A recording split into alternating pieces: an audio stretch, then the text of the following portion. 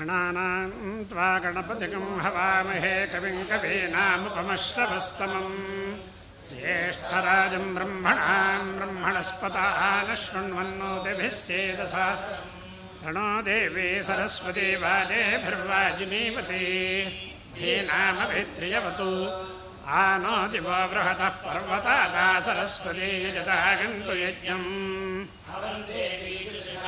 भृताची शक्मान्नो वाचमुषति शृणु बृहस्पते अतियदर्यो अर्हाद्यमद्विभाति क्रतुमज्जनेषु यद्येतयच्छवसर्त प्रजात तदस्मासु त्रिविणन्धेः चित्रम् विमिमे त्वा वयस्वतीम् देवानां धेनुको सुदुर्गामनपस्फुरन्ति इन्द्रः सोमं पिबतु क्षेमो अस्तु नः ॐ गणानां त्वा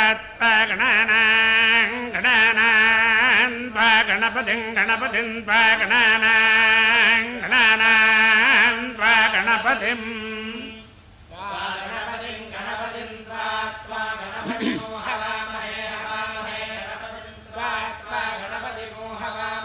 गणपतिगो हवामहे गणपतिगो हवामहे कविं कविगो हवामहे गणपतिगो हवामहे कविं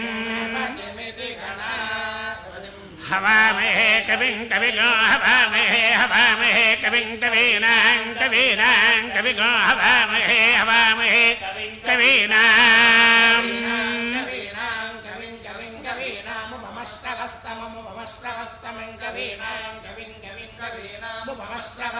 कवीनामुपमश्रवस्तमम् कवीनामुपमश्रवस्तमम् ज्येष्ठराजं ब्रह्मणां ज्येष्ठराजं ब्रह्मणां ज्येष्ठराजं ब्रह्मणा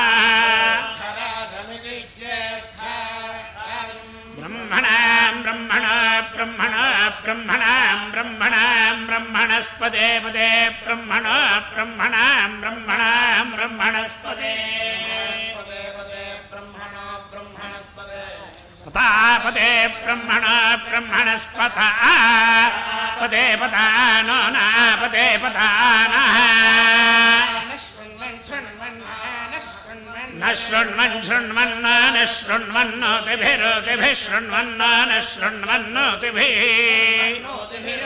शृण्वन्नोतिभिः सेदसेदोतिभिः शृण्वन्नोतिभिः सेदसेदोतिभिरोतिभिः सेदसादनको सेदोतिभिरोतिभिः सेदसादनम् सेदसादनको सेदसादनम् श्रियमेवावरुन्धे क्षेमो वै राष्ट्रस्य शीतो वातः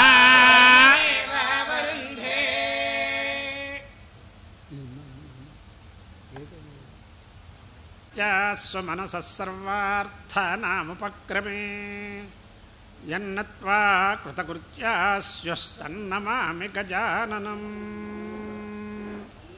सदाशिवसमारम्भां शङ्कराचार्यमध्यमाम् अस्मदाचार्यपर्यन्तां वन्दे गुरुपरम्पराम् महादेवं त्रिनयनं भस्मोद्धूलितविग्रहं चिन्मुद्रितकरां भोजं दत्तात्रेयं नमाम्यहम् यस्य निःश्वसितं वेदायो वेदेभ्योऽखिलं जगत् निर्ममे तमहं वन्दे विद्यातीर्थमहेश्वरम् अविद्याभानुसन्तप्तो विद्यारण्यमहं भजे यदर्ककरतप्तानामरण्यं प्रीतिकारणम् नमः सदसे नमः सदसस्पतये नमः सखीनां रोगाणां चक्षुषे नमो दिवे नमः पृथिव्यै श्रुतिस्मृतिपुराणानामालयं करुणालयं नमामि भगवत्पादं शङ्करं लोकशङ्करम्। सभायै नमः। లక్ష్మీ నృసింహస్వామినే నమః. చాలా చక్కనైనటువంటి సన్నివేశం. శంకర గురుపాదుకా క్షేత్రంలో సోమవారం సాయంకాలం ప్రదోష సమయంలో శంకరులని, సాక్షాత్తు శంకరుల్ని దర్శనం చేసుకుని ఆయనకి ఏది ఇష్టమో ఆ వేద విచారణలో మనం రెండవ రోజు కార్యక్రమంలో ఉపవిష్టులమై ఉన్నాం. ఇక్కడ లోకంలో చెప్పేవాడికి వినేవాళ్ళు లోకువా అనే ఒక మాట ఉంది. కానీ శాస్త్రంలో కానీ పురాణంలో కానీ చూస్తే సౌనకాది మహర్షులు సత్రయాగం చేస్తూ ఉంటే సూత మహర్షుల వారు వచ్చి వారిని అనుగ్రహిస్తూ క్రతు విరామ సమయంలో అనేక విశేషాలు తెలిపినట్లుగా మనకు కనిపిస్తుంది. సత్రయాగం చెయ్యాలి అంటేనే అది సంవత్సర సత్రయాగం నుంచి అనేక సంవత్సరాలు, శత సంవత్సర సత్రయాగాలు కూడా అనుష్ఠించినట్టుగా మనకు కనిపిస్తుంది. అది చేయించేవాళ్లే చాలా గొప్ప బ్రహ్మణ్యులు అవుతే మరి అక్కడికి సూత మహర్షి వచ్చేటప్పటికీ ఆయన అర్ఘ్యపాద్యాదులు ఇచ్చి వారి దగ్గర ధర్మశ్రవణం చేసినట్టుగా ఉంటే ఇక్కడ వినేవాళ్ళందరూ సామాన్యులు కాదు, చెప్పేవాడు అంతకన్నా సామాన్యుడు కాదు అనే ఒక భావాన్ని అదే తీసుకొచ్చింది మనం తెలుసుకోవాలి. అందుచేత నిన్నటి రోజున ఎందుకు ప్రారంభమైంది అని అనుకుంటే జగద్గురువులు ఇక్కడ వచ్చి విశాఖపట్నం భాగ్యం, శంకరమఠం యొక్క భక్తుల భాగ్యం, కార్యకర్తల భాగ్యం వల్ల అన్ని రోజులు ఇక్కడ ఉండి అనుష్ఠానం చేసుకుని శివరాత్రి కార్యక్రమాన్ని కూడా, వారి వర్ధంత్యుత్సవాన్ని కూడా ఇక్కడే నిర్వహించడానికి అనుమతిచ్చి అనుగ్రహించిన స్థలం కాబట్టి కొన్ని కొన్ని చమత్కారాలు జరుగుతూ ఉంటాయి. చేత ఆ ప్రకారంగానే భావన చెయ్యండి. ఇక్కడ చెప్పేవాడికి వినేవాడికి సయోధ్య లేకపోతే, గురు శిష్యులకి సయోధ్య లేకపోతే ఏ విషయమో మనం చెప్పుకోలేం. నిన్నటి రోజున అధ్యక్షుడు వారు నేను నుంచుని ప్రసంగం చేస్తానంటే ఘనాపాటి గారు కూర్చోమన్నారని ఒక మాట మాట్లాడారు డాక్టర్ గారు. అంటే మనం ఆధునిక సంప్రదాయంలో కాలేజీల్లో కూడా వాళ్ళందరూ కాలు మీద కాలు వేసుకుని స్టూడెంట్స్ కూర్చుంటే నుంచుని చెప్పేటటువంటి ఒక వ్యవస్థని మనమే తెచ్చుకున్నాం.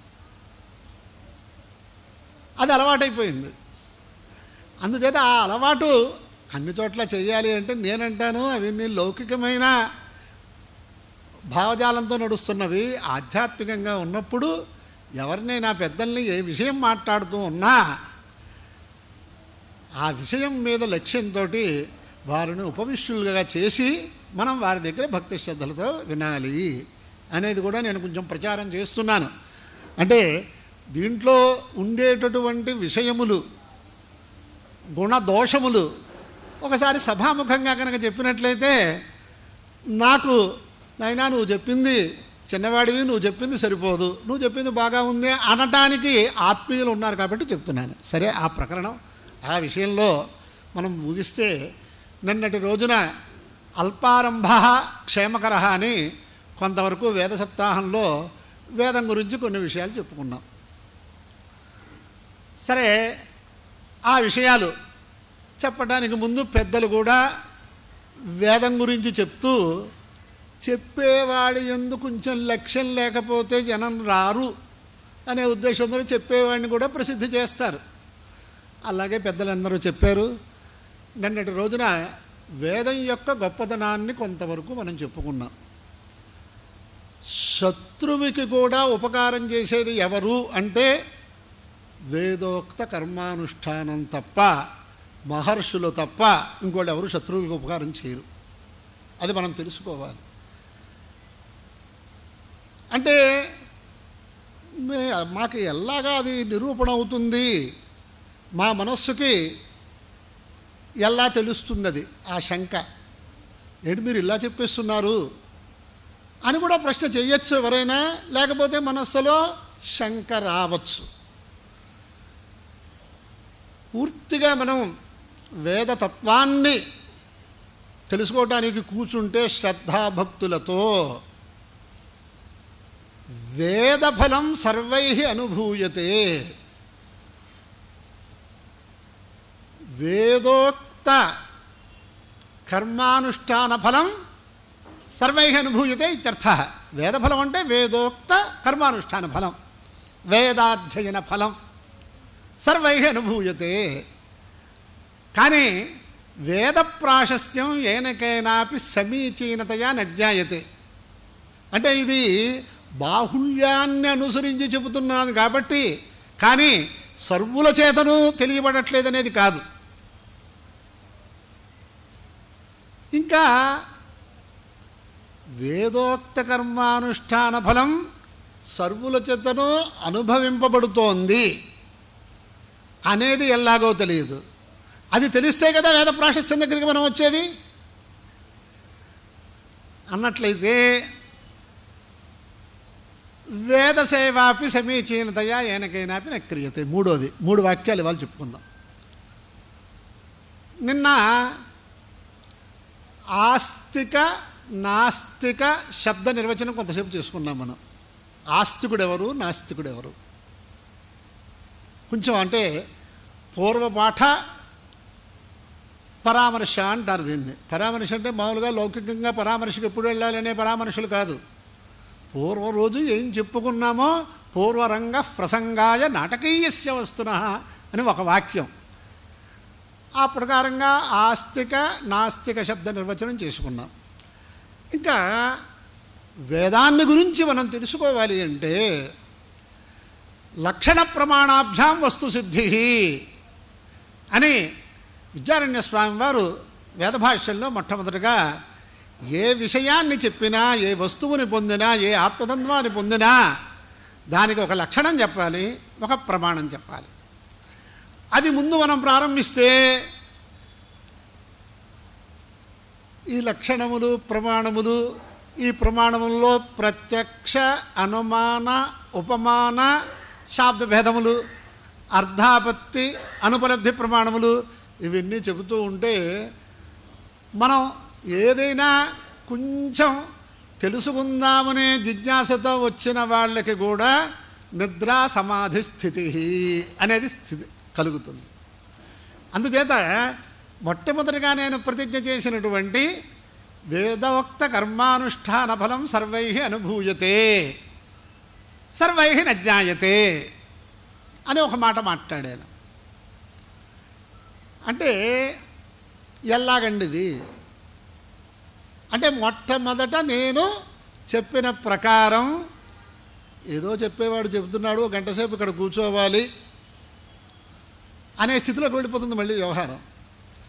ఆలోచించండి, ఎవరైనా సరే అతివృష్టి అనావృష్టి సువృష్టి. అతివృష్టి అంటే వర్షములు లేకపోవుట, అతివృష్టి వర్షములు ఎక్కువగా ఉండుట, అనావృష్టి వర్షములు లేకపోవుట, సువృష్టి సస్యానుకూలమైన ప్రాణ్యనుకూలమైనటువంటి వృష్టికి సువృష్టి అని పేరు.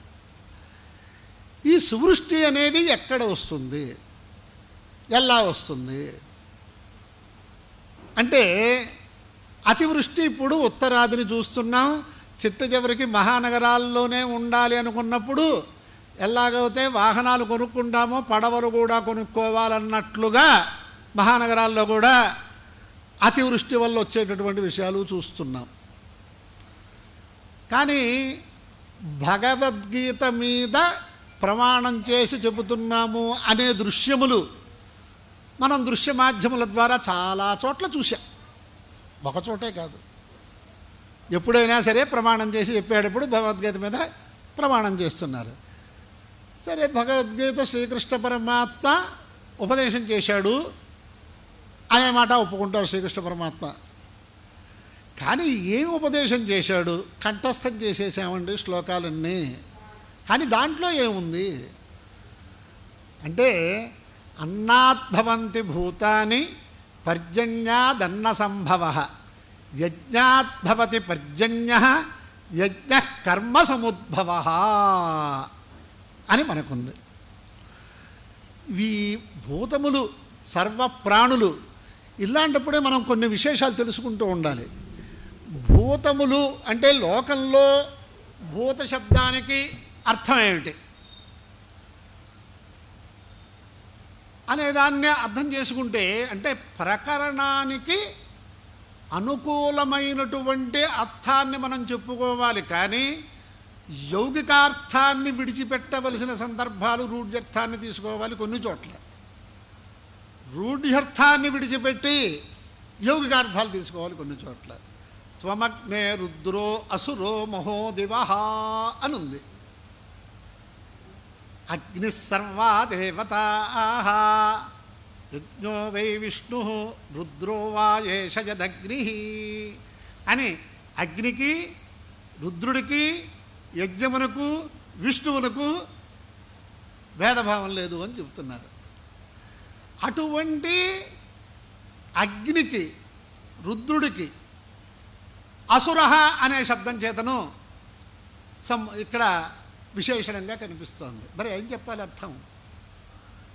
నా అసుర అసుర అంటే దేవతలు కాని వాళ్ళు రాక్షసులు. మరి అగ్నికి విశేషణంగా వేశాడు కదా, అక్కడ ఏం తీసుకోవాలి? ఇక్కడ ఇటువంటి విశేషమైనటువంటి క్లేశాలు కొంత కొంత సంస్కృత జ్ఞానం సంపాదిస్తే వస్తూ ఉంటాయి. కానీ అసూను రాతి గృహ్ణాతీత్యసుర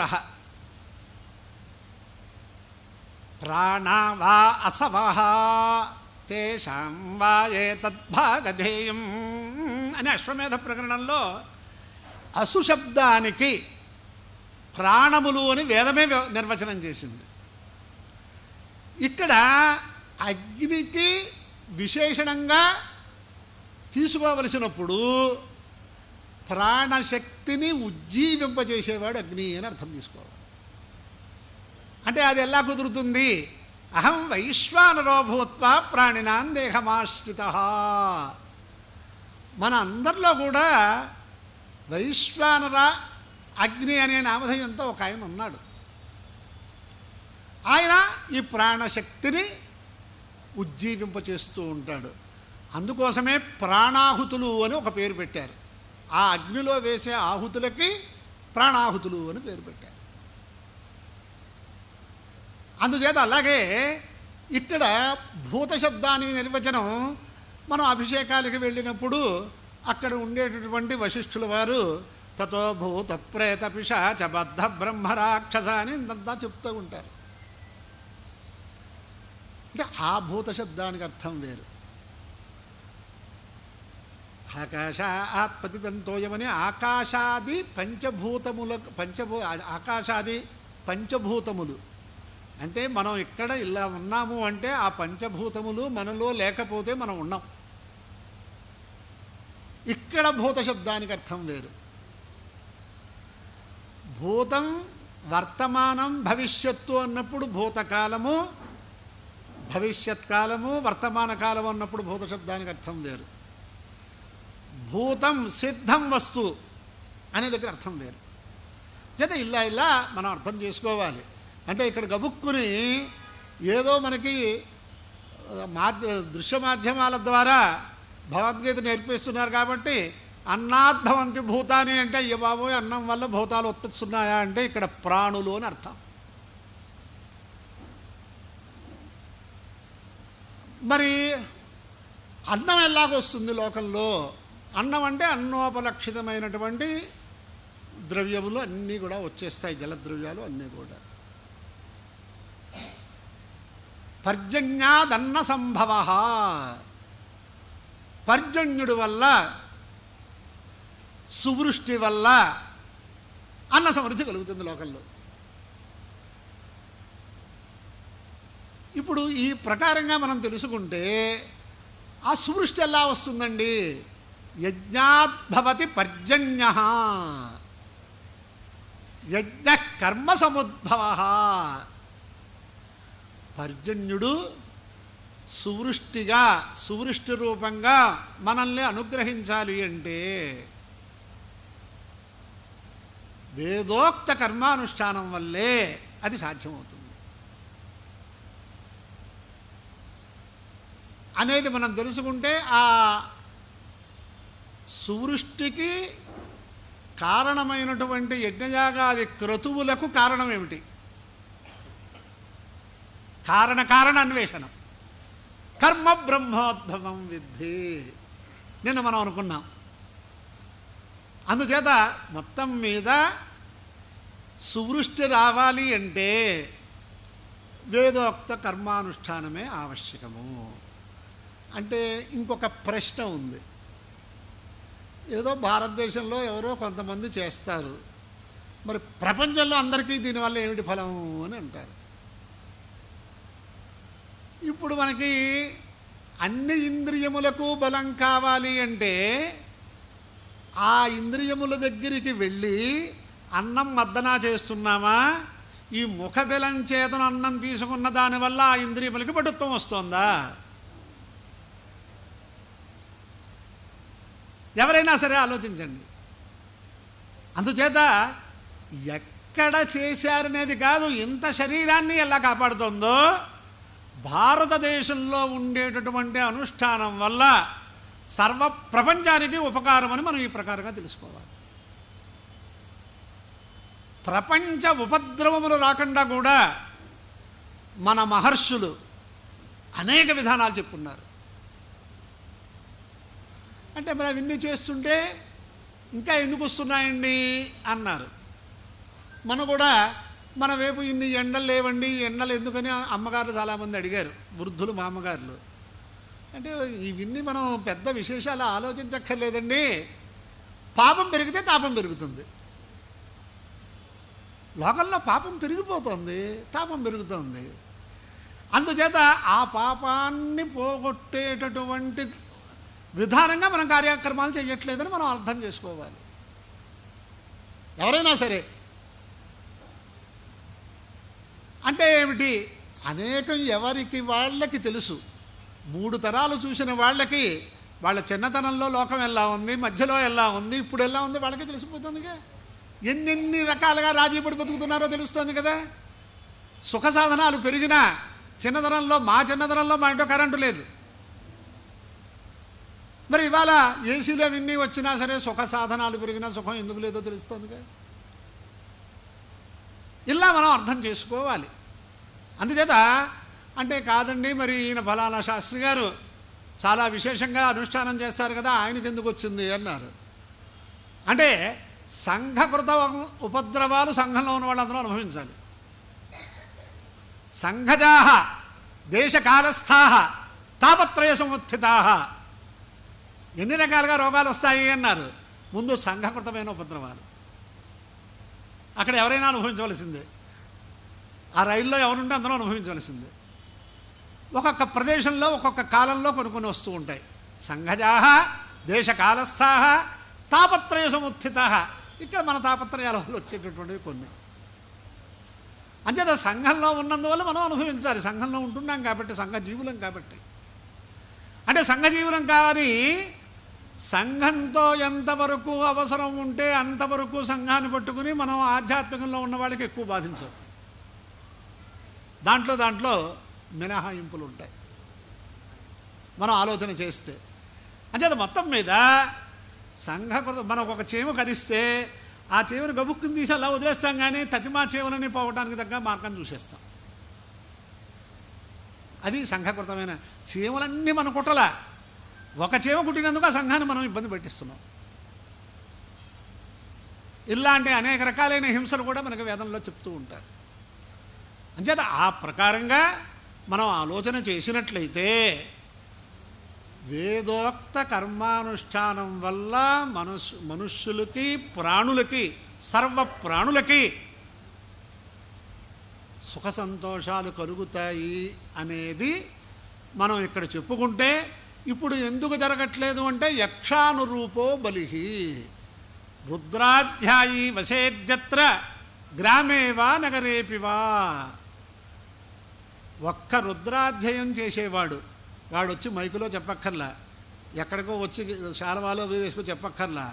వాడు నిత్యకర్మానుష్ఠానం చేసిన తర్వాత వారి ఇంట్లో వారు అది కనుక పారాయణ చేసినట్లయితే ఆ గ్రామానికి ఆ దేశానికి ఉపకారం అని ఉంది.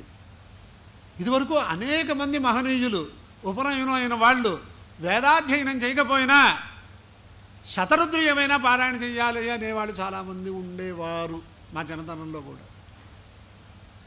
ఇప్పుడు కూడా శతరుద్రీయం యొక్క గొప్పతనం అంటే, శతరుద్రీయం అంటే నమ్మకం అంటారు, తెలుసుకుని ఇంకా చెట్ట చివరికి ఆన్లైన్లోనైనా చదివేసుకుని పారాయణ చేసేస్తున్నాం అనేవాళ్ళు కూడా దొరికారు మాకు.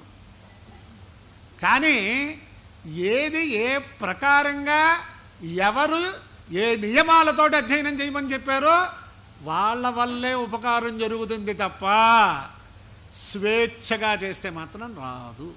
ఇది మనం వేదోక్త కర్మానుష్ఠానంలో ఒక విషయం చెప్పుకున్నాం. ఇంకా భగవంతుడిని నమ్మాం. నిన్నటి రోజున అనుకున్నాం ఆస్తిక నాస్తిక శబ్ద నిర్వచనం చేసేటప్పుడు కొన్ని లక్షల మంది భక్తులు ఉంటే వాళ్ళ మనస్సులు చెదరగొట్టడానికి ఒకళ్ళిద్దరు ప్రయత్నం చేస్తుంటే ఆ ప్రయత్నాలు అందరూ కూడా వినేసి బాధపడిపోతున్నాం తప్ప అటువంటి వాక్యములు మనం ఎందుకు వినాలని ఆలోచించేవాడెవడు? గ్రహణ సమయంలో మేము భోజనం వంట మార్పులు చేసి అందరికీ పెడుతున్నామనే దృశ్యాలు చూస్తూ ఉంటాం. అది పనికిరాదు పనికొస్తుంది అనేవాళ్ళని చూస్తూ ఉంటాం. మీ రోగం చూపించండి అని అంటున్నారు వాళ్ళు. గ్రహణ కాలంలో ఏమన్నా తింటే ఆ దోషం వల్ల ఆ తిన్న వాళ్ళకి కొన్ని ఇబ్బందులు వస్తాయి అనేది మాకు చూపించండి అంటున్నారు. దాని పేరు ఏమిటి? ఇంగ్లీష్లో ప్రూవ్ చేయండి అంటున్నారు, నిర్ధారణ చేయండి అంటున్నారు. సరే, వాళ్ళకి ఎలా నిర్ధారణ జరుగుతుందో మేము చెబుతాం. మీరు ఇది నమ్మనప్పుడు దీని గురించి ప్రశ్న చేయడం ఎందుకు? నమ్మిన వాడికి దానికి ఎలా వస్తుందో మేము చెబుతాం. నమ్మని వాళ్ళని చెప్పి నువ్వు ఎలాగా నమ్మవు, నేను నమ్మను అని నువ్వు వస్తున్నావు కదా. వీళ్ళు ఏం చెప్పినా నమ్మకూడదు అనే ఒక వాక్యాన్ని నువ్వు పూర్తిగా స్వీకరించి నువ్వు వస్తుంటే నీకేం చెప్పగలమయ్యా మేము?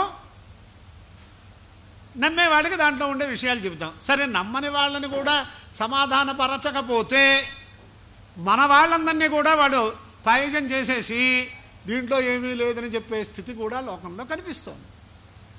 మరి వాళ్ళకైనా మనం సమాధానం చెప్పాలిగా. అంటే ఒక మాట చెప్పాను నేను, చిన్నప్పుడు పోలియో డ్రాప్స్ వేస్తున్నారు. ఈ పోలియో డ్రాప్స్ వల్ల జీవితాంతం పోలియో రాదని ఎవడైనా నిర్ధారణ చేయగలడా? పోలియో డ్రాప్స్ వేసిన వాళ్ళకి పోలియో వచ్చిన వాళ్ళని కూడా నేను చూపిస్తాను. పోలియో డ్రాప్స్ వేయకుండా ఉన్నవాడికి పోలియో రాకుండా ఉన్న వాళ్ళని చూపిస్తాను. అంటే ఇంకా పోలియో డ్రాప్స్ వేయక్కల మనం పిల్లలకి. మొన్న ఈ కరోనాలో కూడా మా గురువులు వాళ్ళు కొంతమంది ఈ కరోనా ఇది కూడా మేము వేసుకోమండి అన్నవాడు సుఖంగానే ఉన్నారే. అలాంటి వాడు మాకు ప్రత్యక్షంగా తెలుసు. మరి ఏమైంది అది? మరి అందరూ కరోనా వ్యాక్సిన్ కోసం ఎందుకు తాపత్రయపడ్డారు? అంచేత జన బాహుళ్యాన్ని బట్టి మనం నిర్ధారణ చేయాలి. భవిష్యత్తులో ఎప్పుడైనా సరే రావడానికి అవకాశం ఉన్న పనులు ఆ 2 గంటలు మనం మానేస్తే వచ్చే ఇబ్బంది ఏమిటి అసలు? ఇవాళ ప్రపంచవ్యాప్తంగా ఉపవాసానికి కూడా చాలా పెద్ద ప్రాచుర్యం వస్తోంది అని విన్నాను నేను పెద్దల దగ్గర. ఆ 4 గంటలు కూడా ఏమి తినకుండా ఉండలేరా మీరు? సందిగ్ధేపి పరే లోకే కర్తవ్యో ధర్మ సంగ్రహ నాస్తి చేన్నాస్తినో హాని అస్తి చేన్నాస్తికో హతః అని ఒక మంచి ఉపదేశం కనిపిస్తుంది. అంటే దీని విషయాన్ని అందరూ సమగ్రంగా తెలుసుకోవాలి అంటే, అయ్యా పాపపుణ్యాలు ఉన్నాయి, జన్మాంతరం ఉంది, నేను అనుకున్నాగా. ఇవన్నీ చూసి వచ్చిన వాడు ఎవరు అనే ఉద్దేశంతో సందిగ్ధంలో పడ్డారు కొంతమంది. సందిగ్ధేపి పరే లోకే, అలాంటప్పుడు కూడా ధర్మ సంగ్రహం చేయమన్నాడు, ధర్మాచరణం చేయమన్నాడు. అంటే ఏమిటి? నాస్తి చేన్నాస్తినో హాని. నిజంగా మీరు అనుకున్నట్టు మీకు పరలోకంలో ఈ పాపపుణ్యాలు అనుభవించాలి అనేదే లేదు. కానీ వచ్చినట్లయితే అప్పుడు మీరేం చేయగలరు? నాస్తి చేన్నాస్తినో హాని, ఏదో పని చేయాలిగా. క్షణమపి నజాతతిష్ట చకర్మ కృతు, ఏ పని చేయకుండా ఉండంగా మంచి పని చేశాంగా, ఓ ఇంజక్షన్ వ్యాక్సిన్ పుచ్చుకున్నాంగా. నిజంగా ఉన్నట్లయితే మీరు ఏమైపోతారు? ఆ సమయంలో చేయడానికి ఉండదు. ఇలాంటి లక్షణాలు కూడా మనకి కనిపిస్తూ ఉంటాయి శాస్త్రంలో. అందుచేత మనం ఎప్పుడూ కూడా ధర్మాచరణ చెయ్యాలి అనే విషయం దృష్టిలో పెట్టుకుంటే, ఇప్పుడు వేదోక్త కర్మానుష్ఠానం వల్ల లోకంలో అందరికీ సర్వప్రాణులకి ఉపకారం ఉంది అని మనం తెలుసుకుంటే సూర్యుష్టి ద్వారా, అలాగే శతరుద్రీయాది పారాయణాల వల్ల ఉంది అని మనం ముందు తెలుసుకుంటే, పై విషయానికి మనం వెళ్ళాలి. ఎలా వెళ్ళాలి? మన అందరం కూడా దేవతా దర్శనాల కోసం, ద్వాదశ జ్యోతిర్లింగ దర్శనముల కోసము, అష్టాదశ శక్తిపీఠముల దర్శనం కోసం, అష్టనారసింహుల దర్శనం కోసం, ఇలా దేనికైనా మనం తాపత్రయపడుతున్నాం. అవన్నీ వేదం లేకపోతే ఉన్నాయా? ఒక దేవాలయం కట్టాలి, శిల్పులు విగ్రహాన్ని చెక్కారు. వాళ్ళు కష్టపడేటప్పుడు వాళ్ళు ఎలా ఎక్కుతారో, భారీ విగ్రహాలు అవుతాయి, దాని మీద కూర్చుని కూడా ఉలితో కొట్టాలి. అప్పుడు మనం నమస్కారం చేయట్లే. ఇక్కడికి తీసుకొచ్చి దేవాలయంలోకి పెట్టాక మనం నమస్కారం చేసుకుంటే ఆ మూర్తిని చూసేటప్పటికీ ఒక మనస్సులో ఒక ప్రశాంతత వస్తుంది, ఒక కష్టం పోతుందని అనుకుంటున్నాం మనం. మరి బయట మన వాళ్ళు చెక్కినటువంటి విగ్రహంలోకి దేవతలు ఎలా వచ్చారో మనం ఆలోచిస్తున్నామా? కాదండి, ఆగమ పండితులు వచ్చారండి, శైవాగమ పండితులు వచ్చారండి, వైష్ణవాగమ పండితులు వచ్చారు, స్మార్తాగమ పండితులు వచ్చారు, వాడు ప్రతిష్ఠ చేశారు. ఎలా చేశారు? వాళ్ళు వేదమంత్రాలు లేకపోతే వాడు దేంతో చేశారు? ఒక దేవాలయం నిష్పన్నం అవ్వాలి అంటే వేదమంత్రములు లేకపోతే లేదు.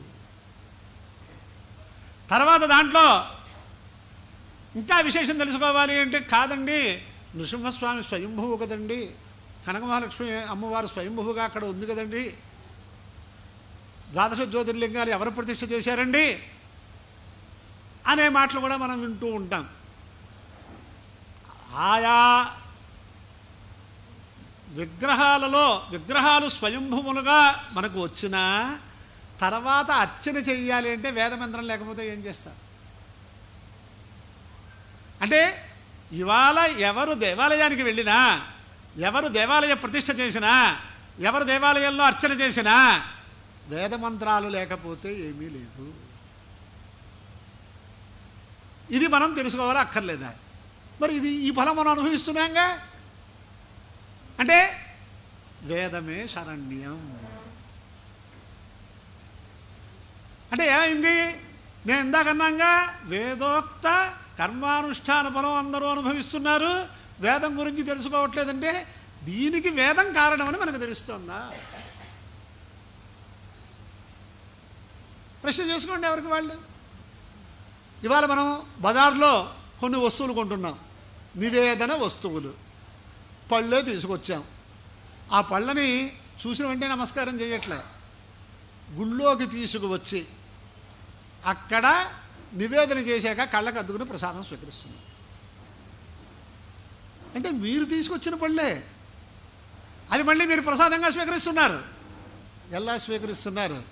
అక్కడ అర్చక స్వామి వారు, ఆ పూజారి గారు మంత్రము చేతను దేవతలకి నివేదన సమర్పించిన తర్వాత మనకి ఇచ్చిన ప్రసాదం ఇది తింటే మనం మంచిది అనుకుంటున్నాం. మనం అక్కడ కూడా మంత్రమే కారణం. ఇది అందరికీ తెలుస్తుందా లేదా? సరే, ఇది కూడా మనం ఇలా అట్టే పెడదాం. ఇవాళ ఇంకా మనం కులగోత్రాలు నమ్ముతున్నాం కాబట్టి ఒక కులంలో మన గోత్రం కానటువంటి వంశంలో పుట్టినటువంటి కన్యను తీసుకొచ్చి వివాహం చేసుకుంటున్నాం. దాని విధానం మళ్ళీ కావాలంటే తర్వాత చెప్పుకుంటాం. కానీ ఆవిడ ఇంటి పేరు గోత్రం ఎందుకు మారుతోందో మనకు తెలుసా? వివాహం అనేది చేశారండి. వివాహం దేని ద్వారా చేశారు? రిజిస్టర్ మ్యారేజ్ చేసుకున్నట్లయితే వాళ్ళకి గోత్రాలు లేవు, ఏమీ లేవు. సప్తభి పదై భ్రశ్యతే నారీ పితృకులాతు భర్తృకులం ప్రతి. హిందూ లాలో కూడా సప్తపది అయిందా లేదా అని కూడా అడగమని ఉన్నాయి. ఆ సప్తపది అనేది మంత్రసాధ్యం.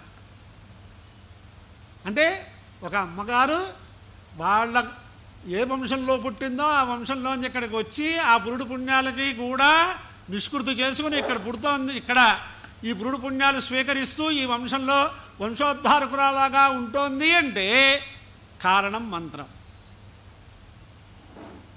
ఇలా ఎప్పుడైనా ఆలోచించామా? ఆలోచించిన వాడు మహానుభావులు, మనం తెలుసుకోవాలిగా. ఇంకొక విశేషం చెప్పి దీని యొక్క విషయాన్ని నేను వదిలేస్తాను. మనం వేదం యొక్క ఫలాన్ని ఎలా అనుభవిస్తున్నామో ఎవరికి వాళ్ళకి తెలుసుకోవాలి. ఈ వివాహ ప్రసంగంలో మంగళసూత్ర ధారణ చేస్తున్నాం. ఈ మంగళసూత్రం అనేది మనం బజార్లో కొంటున్నాం, చేయించుకుంటున్నాం. అది ఇక్కడికి వచ్చిన తర్వాత ప్రథమ పర్యాయం, ఎలాగైతే యజ్ఞోపవీతం ప్రథమ పర్యాయం మంత్రపూర్వకంగా మనకు వేస్తున్నారో తర్వాత కూడా మంత్రం చెప్పుకుంటున్నాం. కానీ ఈ ప్రథమ పర్యాయం మంత్రం చేతను వరుడు వధువు మెడలో ఆ హిరణ్య సూత్రాన్ని కట్టినందువల్ల దాన్ని మనం కళకత్తుకుంటున్నాం. అక్కడ కూడా మంత్రమే ప్రధానం. అంటే ఇది మంత్రవాండి శ్లోకవాండి, మన వాళ్ళు చర్చ చేయడంలో అగ్రగణ్యులు ఉన్నారుగా. తదప్యేష శ్లోకో భవతి అని ఉంది ఉపనిషత్తుల్లో. శ్లోక అంటే ఇది శ్లోకమా? అందుచేతే ఇలాంటివన్నీ ఇబ్బంది లేకుండా పురాణ మంత్రములు వేద మంత్రములోనే నిర్వచనం చేసి పడేశారు వ్యాస మహర్షి. కదా ఈ విషయం కూడా అందరికీ తెలిసిందిగా. నేను నిన్నటి రోజున నేను ఏ ప్రతిజ్ఞా వాక్యాన్ని చెప్పానో దానికి తగ్గట్టుగా నేను హేతువులు చెబుతున్నానా లేదా ఆలోచించుకుంటారు పెద్దలు. ఎంచేదంటే మధ్యలో కూడా మా సుబ్రహ్మణ్య శాస్త్రి గారు వచ్చినప్పుడు ఎప్పటికప్పుడు ఏ రోజుగా ఆ రోజు మార్కులు వేస్తేనే చెట్టు చివరికి ఏదైనా వీడికి ఫెయిల్ చేయకుండా పంపించాను ఇక్కడి నుంచి అని అనుకోవాలిగా. అందుకోసం చెప్తున్నాను నేను. ఇది కూడా తీసేయండి. పితృదేవతలు దేవతలని విశ్వాసంతో మనం ఆరాధిస్తున్నాం.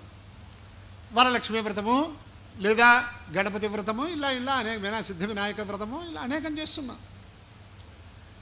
ఇంతకంటే భక్తి శ్రద్ధలతోటి మనం పితృదేవత ఆరాధన చేస్తున్నాం. ఏమండి దాంట్లో ఉండేటంటే మనకి జన్మకారకులై మనకు అభివృద్ధి కారకులు అయినటువంటి వారు దేవత్వాన్ని పొందారు కాబట్టి ఆ దేవతల్ని ఈ ప్రకారంగా అర్చించమన్నారు కాబట్టి మనం చేస్తున్నాం. అంటే వాళ్ళకి దేవత్వం ఎలా వచ్చింది? కాదండి 12 రోజులు అన్ని పనులు మానేసి ఆశోచం అది పట్టి ఆశోచం వల్ల రాదది. అక్కడ ఏ మంత్రముల చేతను ఏ ప్రక్రియ చేయాలో ఆ ప్రక్రియ చేస్తేనే వాడికి దేవతాత్వం వస్తుంది. మరి అది కూడా మనం తెలుసుకోవాలిగా. అంటే ఇన్ని రకాలుగా మనకి ఒక చోట ఒక సభకి వెళ్ళాను నేను. టీటీడీ ఈవో గారు ఉన్నారు, గోపాల్ గారిని. వారు ఉండగా ఏదో మాట్లాడవలసి వచ్చింది. వీళ్ళల్లో ఒక్కొక్కళ్ళల్లో ఒక్కొక్క అహంకారం. మీరు వేదం గురించి చెప్పేస్తున్నారండి, ఆగమం గురించి చెప్పట్లేదు, శ్రౌతం గురించి చెప్పట్లేదు, స్మార్థం గురించి చెప్పట్లేదు అంటూ ప్రారంభించారు కొంతమంది. నేను అన్నాను, ఎవరైతే ముఖ్యులో వారిని కనుక గౌరవిస్తే ఆ కుటుంబ సభ్యుల్ని గౌరవించడం అనే సంప్రదాయం ఉందా లేదా అని అడిగాను. అలాగే ఇన్ని సాంప్రదాయాలకి మూలభూతమైంది వేదం. వేదం గురించి చెబితే మనం ఆనందించాలి, ఆహ్లాదంగా వాక్యాలు తీసుకోవాలి. కానీ మా గురించి చెప్పలేదని అంటారు. అసలు మీరు ఏమిటి మాట్లాడుతున్నారు? అటువంటి చర్చ కూడా చేయవలసి వచ్చింది. ఇది మనం సంగ్రహంగా వేదం వల్ల మనం ఇన్ని రకాలైనటువంటి ప్రయోజనాలు పొందుతున్నాము. అందుకనే విజయనగర మహారాజులు ఇక్కడ అనేక అగ్రహారాలు ఇప్పటికే అగ్రహారాల పేరుతో బోర్డులు కనిపిస్తాయి మీరు వెళ్తే పల్లెటూరులో. ఎందుకు ఇచ్చారు ఈ అగ్రహారాలు వాళ్ళకి? రాజులు బ్రాహ్మణులకు ఇచ్చారు. ఇంకా రెడ్డి రాజులు వెలమదర్లు కూడా బ్రాహ్మణుల కోసం ఇచ్చినటువంటి మహాదానాలు అనేకం కనిపిస్తున్నాయి.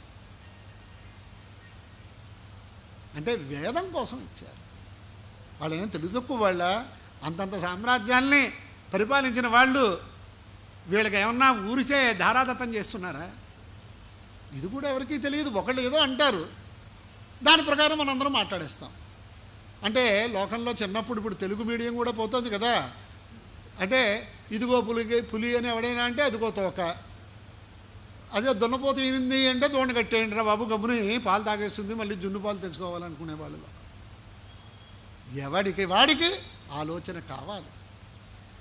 ఏమీ చాతుర్వర్ణ్య సంస్కృతిలో ఎటువంటి ఇబ్బంది లేకుండా నడిచినటువంటి ప్రాచీన కాలం తెలిసినటువంటి పెద్దలు ఉన్నారు. ఇవాళ చాతుర్వర్ణ్య సంస్కృతిలో కూడా అనేక రకాలైనటువంటి భావద్వేషాలని పెంచేవారు కూడా చాలామంది ఉన్నారు. కానీ ఇంత పెంచేవాడు కూడా సత్యనారాయణ వ్రతం మానట్ల. సత్యనారాయణ వ్రతంలో ఏముంది? గొల్లవాడు కూడా చేసినటువంటి సత్యనారాయణ వ్రత ప్రసాదం రాజుగారు స్వీకరించకపోతే వచ్చిన నష్టం చూస్తున్నాం. అంటే చాతుర్వర్ణ సంస్కృతి ఉంది కదా. అంటే కొంతమంది ఏమన్నారంటే, ప్రసంగవశాత్తు చెప్తున్నా, చాలా వాళ్ళకి మనస్సుల్లో ఎవరో కల్పించినటువంటి భావాలు. ఎందుచేతంటే ప్రాచీనంగా నేను ఒక గ్రామంలో నివసించాను. ఆ గ్రామంలో చాతుర్వర్ణ్య ప్రజలు ఒకళ్ళని గౌరవించుకుంటూ నాన్నగారు, అమ్మగారు, అన్నయ్య గారు అనుకుంటూ ఎవరి పనులు వాళ్ళు చేసుకున్నారు. ఎక్కడా ఈ ద్వైతీభావం లేదు. ఇతర దేశ సంపర్కము, నగర సంపర్కం వచ్చాక ఇవన్నీ వచ్చాయి. చివరికి ఈనాడు అంతా మారిపోయి అందరూ ఒకటే అనుకున్న స్థితిలో ఒక మెడికల్ రిప్రజెంటేటివ్, ఒక బ్రాహ్మణ జాతిలో పుట్టినటువంటి వాడు ఒక మాట చెప్పాడు, నాకు స్వయంగా చెప్పాడు ఆయన. మేము డిన్నర్లకి, రాత్రిపూట డిన్నర్లకి వెళ్తూ ఉంటామండి. వెళ్తూ ఉంటే వాళ్ళు పెట్టారు పేరు వెజిటేరియన్, నాన్ వెజిటేరియన్. మేము తెలియక ఎవరితో మాట్లాడుతుంటూ నాన్ వెజిటేరియన్ కదా, మీరు బ్రాహ్మణ కదా, ఇలా రాకూడదని వాళ్ళు చెప్తున్నారండి మాకు. అంటే ఆ బాలగోపాలం ఉంది, ఉన్నదాని లేదనుకుంటారే. ఇటువంటి స్థితిలో ఒక చోట కొంతమంది ప్రసిద్ధులు ఏదో నాకేదో ఒక సత్కారం చేద్దాం అనుకుంటే అక్కడికి కొంతమంది వచ్చి మీతో కొన్ని విషయాలు మాట్లాడాలి, బ్రాహ్మలు ఇతరులకి వైదిక వాంగ్మయం తెలియకూడదని వాళ్ళు ఎవరికి కూడా చెప్పకుండా వీళ్ళందరినీ ఈ ప్రకారంగా ఉంచేశారు. అంటే ధర్మద్వేషులు బ్రాహ్మణులు అని ఆయన ప్రతిపాదన చేశాడు. ఇదందరూ తెలుసుకోవాల్సిన విషయాలు. ఇంకేదంటే ఇవన్నీ పబ్లిక్లో చెబితే మీరు వర్ణధర్మాలన్నీ చెప్పి అందరినీ తగలబెడుతున్నారు అని మమ్మల్ని అరెస్టు చేయవచ్చును గాక. వాళ్ళు ఎన్ని రకాలైన వర్ణధర్మాలైనా చేయొచ్చు. అంటే నేను అన్నాను, మనం మాట్లాడాలి అని మేము సమావేశంలో కూర్చున్నాం. వాళ్ళు ప్రతిపాదన చేశారు. అంటే లోకల్లో ఎవరో ఏదో ఒకటి అన్నారుగా. అంటే అప్పుడు నేను అని చెప్పాను, సరే మీరు చెప్పింది చాలా బాగా ఉంది, మీ దానికి సమాధానం తర్వాత చెప్తాను. ముందు మీ దృష్టి ప్రకారం బ్రాహ్మణులు సంఖ్య ఎంత చెప్పండి, బ్రాహ్మణుల సంఖ్య ఎంత చెప్పమని అడిగాను నేను. ఆడిటర్ గారు ఉన్నారుగా, చెప్పాలి. ఏమో చెప్పుకొచ్చారు. దాంట్లో ఎంతమంది వేదం చదువుతున్నారో చెప్పండి అన్నాను. మరి బ్రాహ్మణులే ఇది చదవాలని ఇతరులకి చెప్పలేదు అనే ఉద్దేశంతో మీరు ఉంటే బ్రాహ్మణులందరూ ఎందుకు చదవట్లా? ఇలా నేను ఆలోచించలేదండి అన్నాడు ఆయన. దానికి ఉండేటటువంటి నియమములు ఏమిటి? నిన్నటి రోజున వచ్చింది, ఆచారహీనన్న పునంతి వేదా యజ్జప్యధీత సహషడ్భిరంగై ఛందాంస్యేనం మృత్యుకాలే త్యజంతి నీడం శకుంతా యువజాత పక్షా. వీడు కష్టపడి సాంగోపాంగంగా అనేక రకాలుగా వారాలు చేసుకున్నారో, సత్రాల్లో తిన్నారో, మఠాల్లో తిన్నారో, బాగా విశేషంగా అధ్యయనం చేసేశారు. వాడు అనాచారంగా ఉన్నాడు. వాడు శాస్త్రం చెప్పిన పద్ధతిలో భోజనం చేయటం కంటే స్వేచ్ఛగా తింటున్నాడు. వాడు అంత కష్టపడి హృద్గతమైనటువంటి అధ్యయనం అంతా ఆ వేదమాత. ఛందాంసి అంటే వేదములు చూస్తున్నాయట. మనం కొన్ని చోట్లకి వస్తే ఇంకా తప్పలేదు, ఇంతసేపు కూర్చోవలసి వచ్చింది, ఇంకా అలా కొంతమంది బాధపడుతూ ఉంటారు. ఈ ట్రాఫిక్లో బాధపడుతూ ఉంటారు, ఇంకోటి బాధపడుతూ ఉంటారు.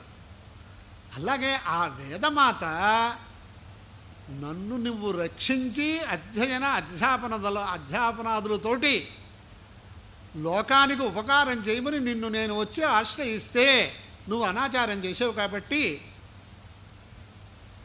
మృత్యుకాలంలో నిన్ను అనుకున్నాగా దేహాద్భిన్న జీవ అని అప్పటిదాకా ఇక్కడే ఉంటాయి ఆ వేదాలు. వీడు చదువుకున్నది పోదు.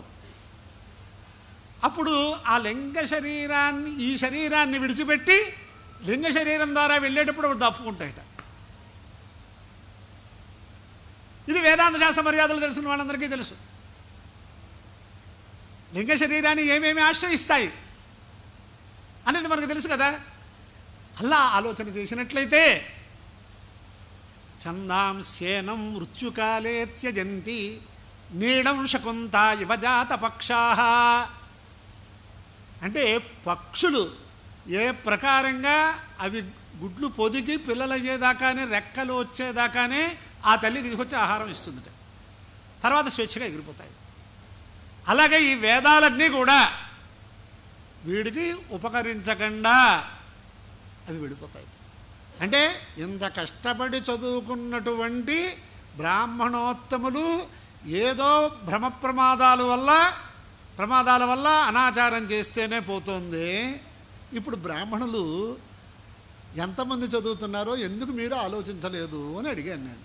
దానికి ఉండే నియమాలు ఏమిటి? ఇవాళ శ్రీవత్స గోత్రీకులు ఉన్నారు ఇక్కడ. మా గురువుగారి గోత్రం పంచారుషేయం, మాది త్రియారుషేయం.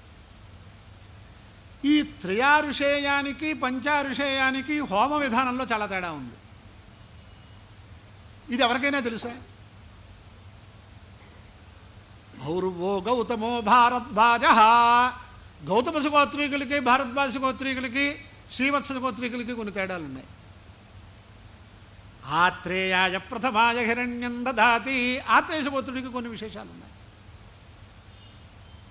అంటే మీరు బ్రాహ్మణులుగా ఉన్న వాళ్ళల్లోనే ఇన్ని అవాంతర భేదాలు ఉన్నాయి. వాడు ఏ వేదానికి సంబంధించిన శాఖలో ఉద్భవిస్తే ఆ శాఖ చదవకుండా, ఆ శాఖా సంస్కారాలు పొందకుండా ఇతర శాఖలు కనుక చదివినట్లయితే వాడు ఎంత బాగా ఆపోషణ పట్టేశాడంటూ ఉంటారుగా. అందరిని తలకిందులుగా చదివినా వాడు పాపాత్ముడు కానీ పుణ్యాత్ముడు కాదని చెప్పింది వేదం. ఇవాళ లౌకిక సంస్కృతి వేద పాఠశాలలో కూడా వచ్చేసి కృష్ణ యజుర్వేదంలో ఖాళీ లేదు, శుక్ల యజుర్వేదంలో ఉంది సీట్ ఇస్తా ఉంటే తీసేసుకుంటున్నారు. వాడు వల్ల లోకంలో వాడు సంస్కారాలు చేస్తే చేయించుకున్న వాళ్ళు కూడా పాడైపోతారు. ఇది ఎవరికైనా తెలుసా? చాతుర్వర్ణ్యం ఎవరిని ఏమి చేసింది, ఏమి ప్రమాదం చేసింది? వాళ్ళు ఎవరో మమ్మల్ని ముట్టుకోరండి అంటారు. ఇవాళ మా మనవడు వాడు గబగబగబా వచ్చేస్తూ ఉంటే ముట్టుకుంటే వాడిని కూడా ఓ 2 ముట్టికాయలు వేసే స్థితి మాది. ఎవరైనా మడిగట్టుకున్నప్పుడు వాడు మనవరాలో మనవడో వాళ్ళు ఏదో తాత తాత తాత అని వచ్చేస్తూ ఉంటే వాళ్ళని కూడా ముట్టుకోకూడదనుకునే స్థితి ఉంటే ఏమిటండి? వాళ్ళు ఎవరు మాట్లాడతారు ఈ విషయాలు? కరోనా వల్ల అస్పృశ్యత, అందరూ కూడా మాట్లాడుకోవటం, కలుసుకోవటం, భోజనాలు చేయటం, అన్ని విషయాల్లోనూ అందరూ ఎలా భయపడిపోయారో అందరూ తెలుసుకుంటూనే ఉన్నాం మనం. ఈ ప్రకారంగా ఎవరైనా ఆలోచిస్తున్నారా? ఎందుకంటే ఇక్కడ కొంతమంది శ్రద్ధాళువులు వచ్చారు కాబట్టి వాళ్ళకి ఎక్కడైనా వాళ్ళతో ఆత్మీయులుగా ఉన్నటువంటి సన్నిహితులుగా ఉన్న వాళ్ళకి ఏదైనా వాళ్ళకి ఇటువంటి సంశయాలు వస్తే తీర్చటం కోసం నేను ఇవి ప్రారంభించాను. ఇవన్నీ ఉంటేనే మా జగద్గురువులు నన్ను కాకేసి, నాయనా పరివారమంతా బాగా, పర్యావరణం అంతా బాగా ఉంటేనే ఆ దేవాలయం బాగుంటుందని చెప్పారు ఆయన. ఒక గర్భగుడి మూల విరాట్టు కాదు, అంతరాలయం ఉండాలి, మండపం ఉండాలి, చుట్టూరా ప్రాకారం ఉండాలి, తర్వాత శిఖరం ఉండాలి. ఇవన్నీ ఉంటేనే బాగుంటుంది. ఈ విషయాలు తెలియాలిగా అందరికీ. తెలిస్తేనే కదా మనం ఎవరికైనా చెప్పడానికి, మనం ఉండే శంకలు పోగొట్టుకోవడానికి. అందుచేత వాడికి నేను చెప్పింది, ఇప్పుడు మీరు మొట్టమొదట్లో వచ్చిన అభిప్రాయానికి నేను చెప్పిన తర్వాత మీకు అభిప్రాయం మారిందా అని అడిగాను. తెలుస్తోందండి, ఏదో మాకు తెలియని విషయం ఒకటి ఉంది ఇక్కడ. లోగల అందరూ ఒకటే అండి, అందరిలో రక్తమాంసాలు ఉన్నాయండి అనే మాటలతోటే మేము ప్రభావితులమయ్యాము అన్నారు. సరే, మీరు అలాగే ప్రభావితులయ్యారు. నేను కూడా ఇంకొక మాట చెప్తున్నాను. సర్వేషాం జన్మనా జాతి జ్ఞాతవ్య. దేనికైనా జన్మచేతనే జాతిని ఒప్పుకోవాలి. ఇప్పుడు మామిడి జాతి ఉంది, అది ఇంకో జాతి అవతగా. ఆ జాతి ద్వారానే దాని వినియోగం ఉంటుంది. అందరూ కరచరణాద్వయవాలన్నీ ఉన్నాయి కదండి, రక్తమాంసాలు అందరిలో ఉన్నాయి కదండి అని అన్నట్లయితే మామిడి జాతి ఒకటేగా. మరి ఆ మామిడిలో అవాంతర జాతులు మనం ఒప్పుకుంటున్నామా లేదా? మామిడికాయ కదా అని కలెక్టర్కాయ తీసుకొచ్చి ఆవకాయ పెడుతున్నామా? పుల్లగా ఉన్నటువంటిది పండేసి మనం తినగలుగుతున్నామా పండుగ? మరి మామిడి జాతి ఒకటే కదండి. ఎలా మాట్లాడతారు? జలం ఒకటే, మరి సముద్రం నీళ్ళు తాగేస్తున్నామా మనం? జలత్వరూపేణ ఒకే రూపంగా కనిపిస్తుంది మనకి. దాంట్లో అవాంతరం ఒప్పుకున్నామా లేదా? అలాగే ఇక్కడ కూడా మీరు ఆలోచించండి. ఇంచేత వేద సిద్ధాంతం ప్రకారం ప్రతి మంత్రంలో కూడా బ్రాహ్మణ, క్షత్రియ, వైశ్య, శూద్ర జాతులు ఉన్నాయి. ఎవరికైనా తెలుసా ఈ విషయం? ఇక్కడ ఉన్న వాళ్ళల్లో ఎవరికైనా ఉదాత్తో బ్రహ్మజాతి స్యాత్, అనుదాత్త క్షత్రియ దేవత. అలాగే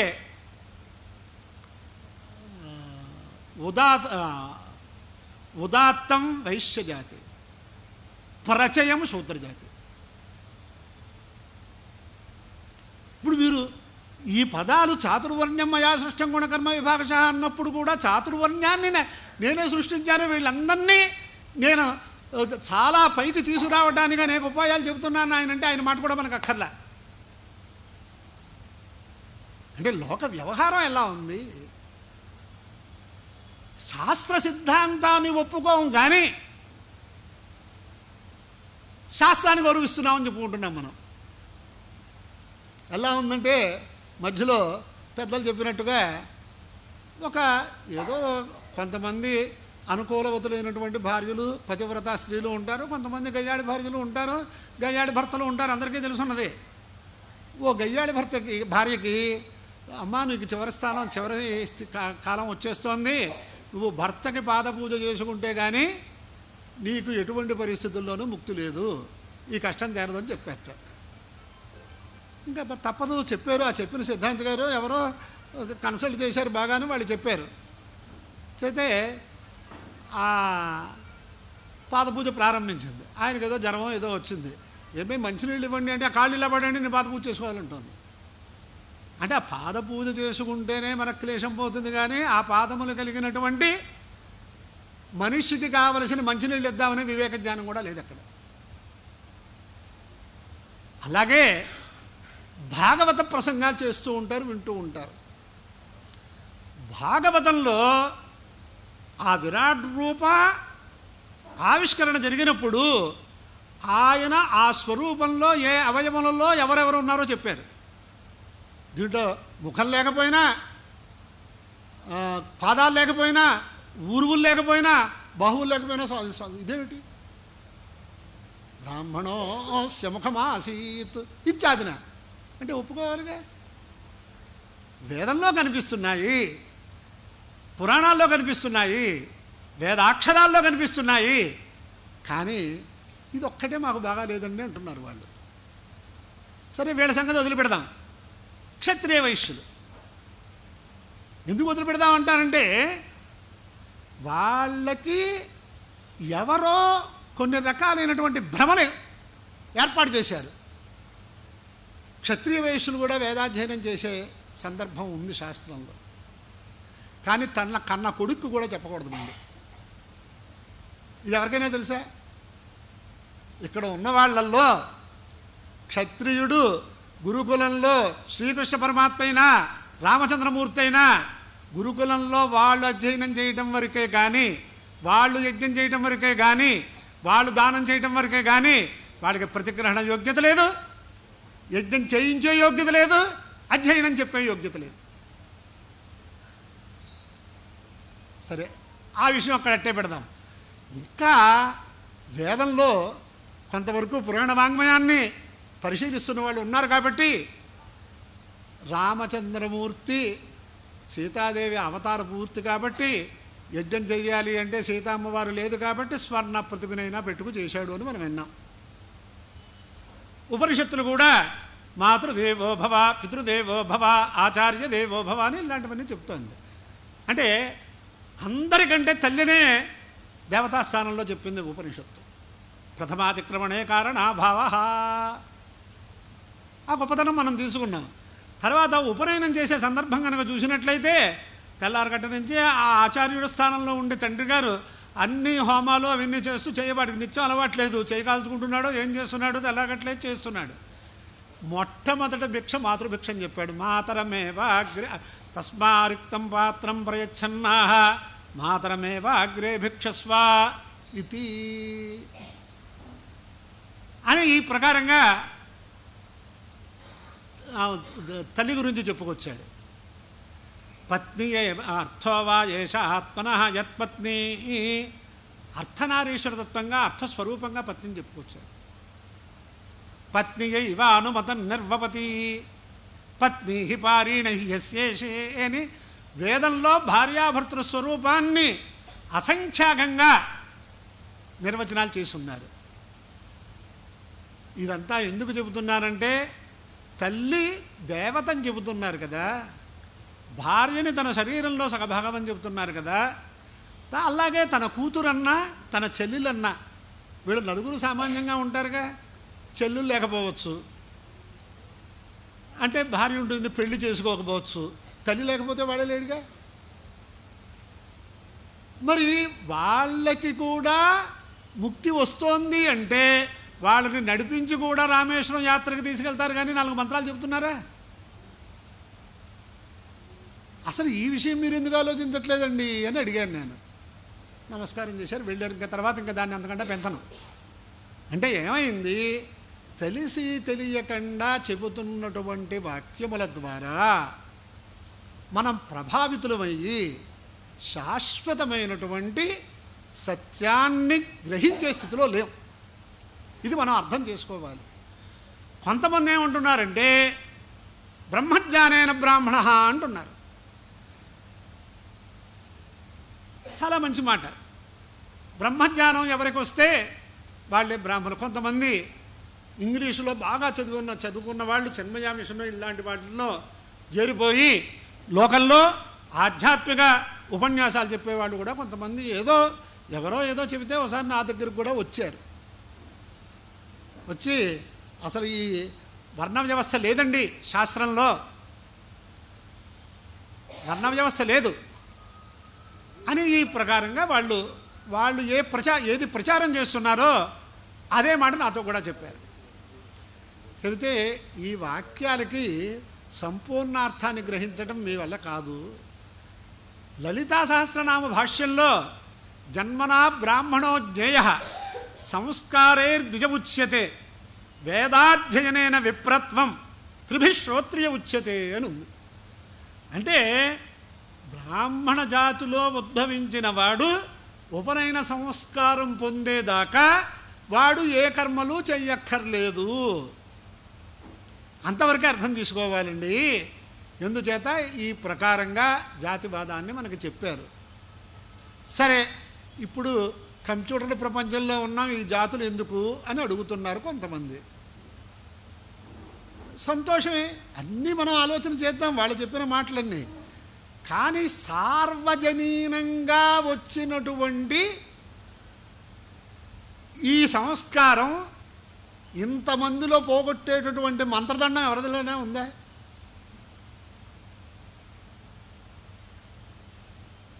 ఎందుకు మనం ఇలాగా అక్కర్లేని విషయాల గురించి ఆలోచించి తాపత్రయపడుతున్నాం? అంటే ఏమన్నారంటే వాళ్ళు, ఎవరైతే ఏ పని చేస్తూ ఉంటారో వాడు ఆవర్ణస్థుడు, వాడు పూజ చేస్తున్నాడు, బ్రాహ్మడు పరిపాలన చేస్తున్నాడు, ఒక ఆఫీసులో క్షత్రియుడు, ఒక బ్యాంకులో వ్యాపారం చేస్తున్నాడు వైశ్యుడు, వాడు వ్యవసాయం చేస్తున్నాడు శూద్రుడు. అలా మేము నిర్వచనం చేస్తామండి. అందుచేత ఎవరు ఏ దాంట్లో ఉంటే వాళ్ళకి ఆకులమే అని చెప్పారు. సంతోషం నాయన, మీరు చెప్పింది ఒప్పుకుంటాం, అది శాస్త్ర ఆధారాలతో ఉండాలి. అంటే నేను వాళ్ళని అడిగాను. నేను ఎలా అడిగానంటే, ఎప్పుడు కూడా బోధ అనేది నిన్నటి రోజునే చెప్పుకున్నాం. ఉపదేశ సాహస్రి అనే గ్రంథంలో ఊహాపోహ చతురహ అని ఒక మాట ఉంది. ఎవరైనా వినేవాళ్లలో ఏ శంకలు వస్తాయో ఊహించి ఆ శంకలు రాకుండా చెయ్యాలట. సరే, మీరు చెప్పింది బాగుంది. బ్రహ్మజ్ఞానైన బ్రాహ్మణ అంటే బ్రహ్మజ్ఞానాన్ని తెలుసుకున్న తర్వాత, అధ్యయనం చేసిన తర్వాత వాడు బ్రాహ్మడు అవుతున్నాడు అని మీరు అన్నారు. బాగా ఉంది, ఒప్పుకుందాం. మరి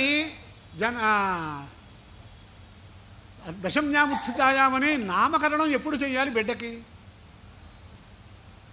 11వ రోజు చెయ్యాలి. 11వ రోజుని వాళ్ళు శూద్రులు ఏ పేరు పెట్టినా చిట్ట చివరికి దాసహ అని పేరు పెట్టాలి. వైశ్యుడికి గుప్త అని ఉపదేశం చేయాలి. క్షత్రియుడికి వర్మ అని ఉపదేశం చేయాలి. బ్రాహ్మడికి శర్మ అని ఉపదేశం చేయాలి. మరి శర్మ వర్మ ఇత్యాది నామములు 11వ రోజు పెట్టమంటే, వాడు బ్రహ్మజ్ఞానం వచ్చిన తర్వాత బ్రాహ్మణోచితమైన నామకరణం చేస్తానంటే వాడికి 11వ రోజు ఏం చేయాలి కార్యక్రమం? దాన్ని బట్టి ఉత్తరోత్తర కర్మానుష్ఠానం చేయాలి కదా. అంచేత అది కూడా సరిగ్గా లేదండి, మీరు కొంచెం తెలుసుకోండి అని చెప్పాను. మీరు ఏం చదివారండి అన్నాను నేను. శంకర ఫిలాసఫీ.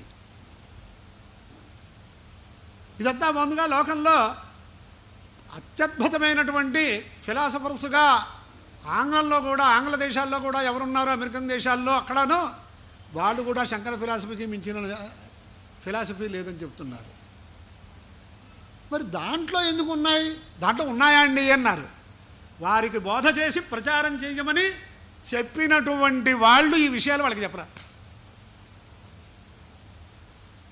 అప్పుడు నేనేం చేశానంటే, సరే ఈ విషయాలు పక్కన పెడదాం. ఎవరు ఏ పని చేస్తూ ఉంటే ఆ సమయంలో వాడికి ఆ వర్ణం వస్తుందంటున్నారు కదా మీరు, అదే ఒప్పుకుందాం. కానీ భగవద్గీతని పట్టే కదా, భగవద్గీత తప్పితే ఇంకేముందండి మాకు అంటున్నాడు వాడు. మరి భగవద్గీతలో ఎప్పుడు ఎవరు ఎవరికి ఉపదేశం చేశారు? యుద్ధకాలంలో అర్జునుడికి కృష్ణ పరమాత్మ ఉపదేశం చేశారు. అప్పుడు రాజ్యం చేస్తున్న వాళ్ళు ఎవరు? దుర్యోధనాదులు. మరి అర్జునుడికి ఆ సమయంలో క్షత్రియత్వం లేదుగా మీ సిద్ధాంతం ప్రకారం. అసలు భగవద్గీత రాకపోవాలి. అసలు మేము ఈ ప్రకారంగా ఆలోచించలేదండి అన్నారు. మరి మీరు ఏం చెప్పినా మీరు మా మీదకి వస్తున్నారు. మా ఇంట్లో జరుగుతున్నటువంటి పరిస్థితులు మీరు చెయ్యట్లేదు. ఎందుకు ఇంతమంది ఈ వేద సంప్రదాయాన్ని వదిలేసి లౌకికంగా వెళ్ళిపోతున్నారో ఆలోచించట్లేదు. కానీ వీళ్ళని నిందించడమే పెట్టుకున్నారు మీరు. అక్కడ మనం పొరపాటు పడుతున్నాం. అది ఒక్కటి తీసేస్తే ఇవాళ ఒక పుష్కరాలు రానివ్వండి, ఒక కుంభమేళా రానివ్వండి, ఒక బ్రహ్మోత్సవాలు రానివ్వండి, లక్షల మంది వెళ్తున్నారే. వీళ్ళందరూ కూడా ఆ భగవంతుడి మీద భక్తితోటి వీళ్ళందరినీ కూడా మార్చేద్దామన్నా మీ ఉద్దేశం?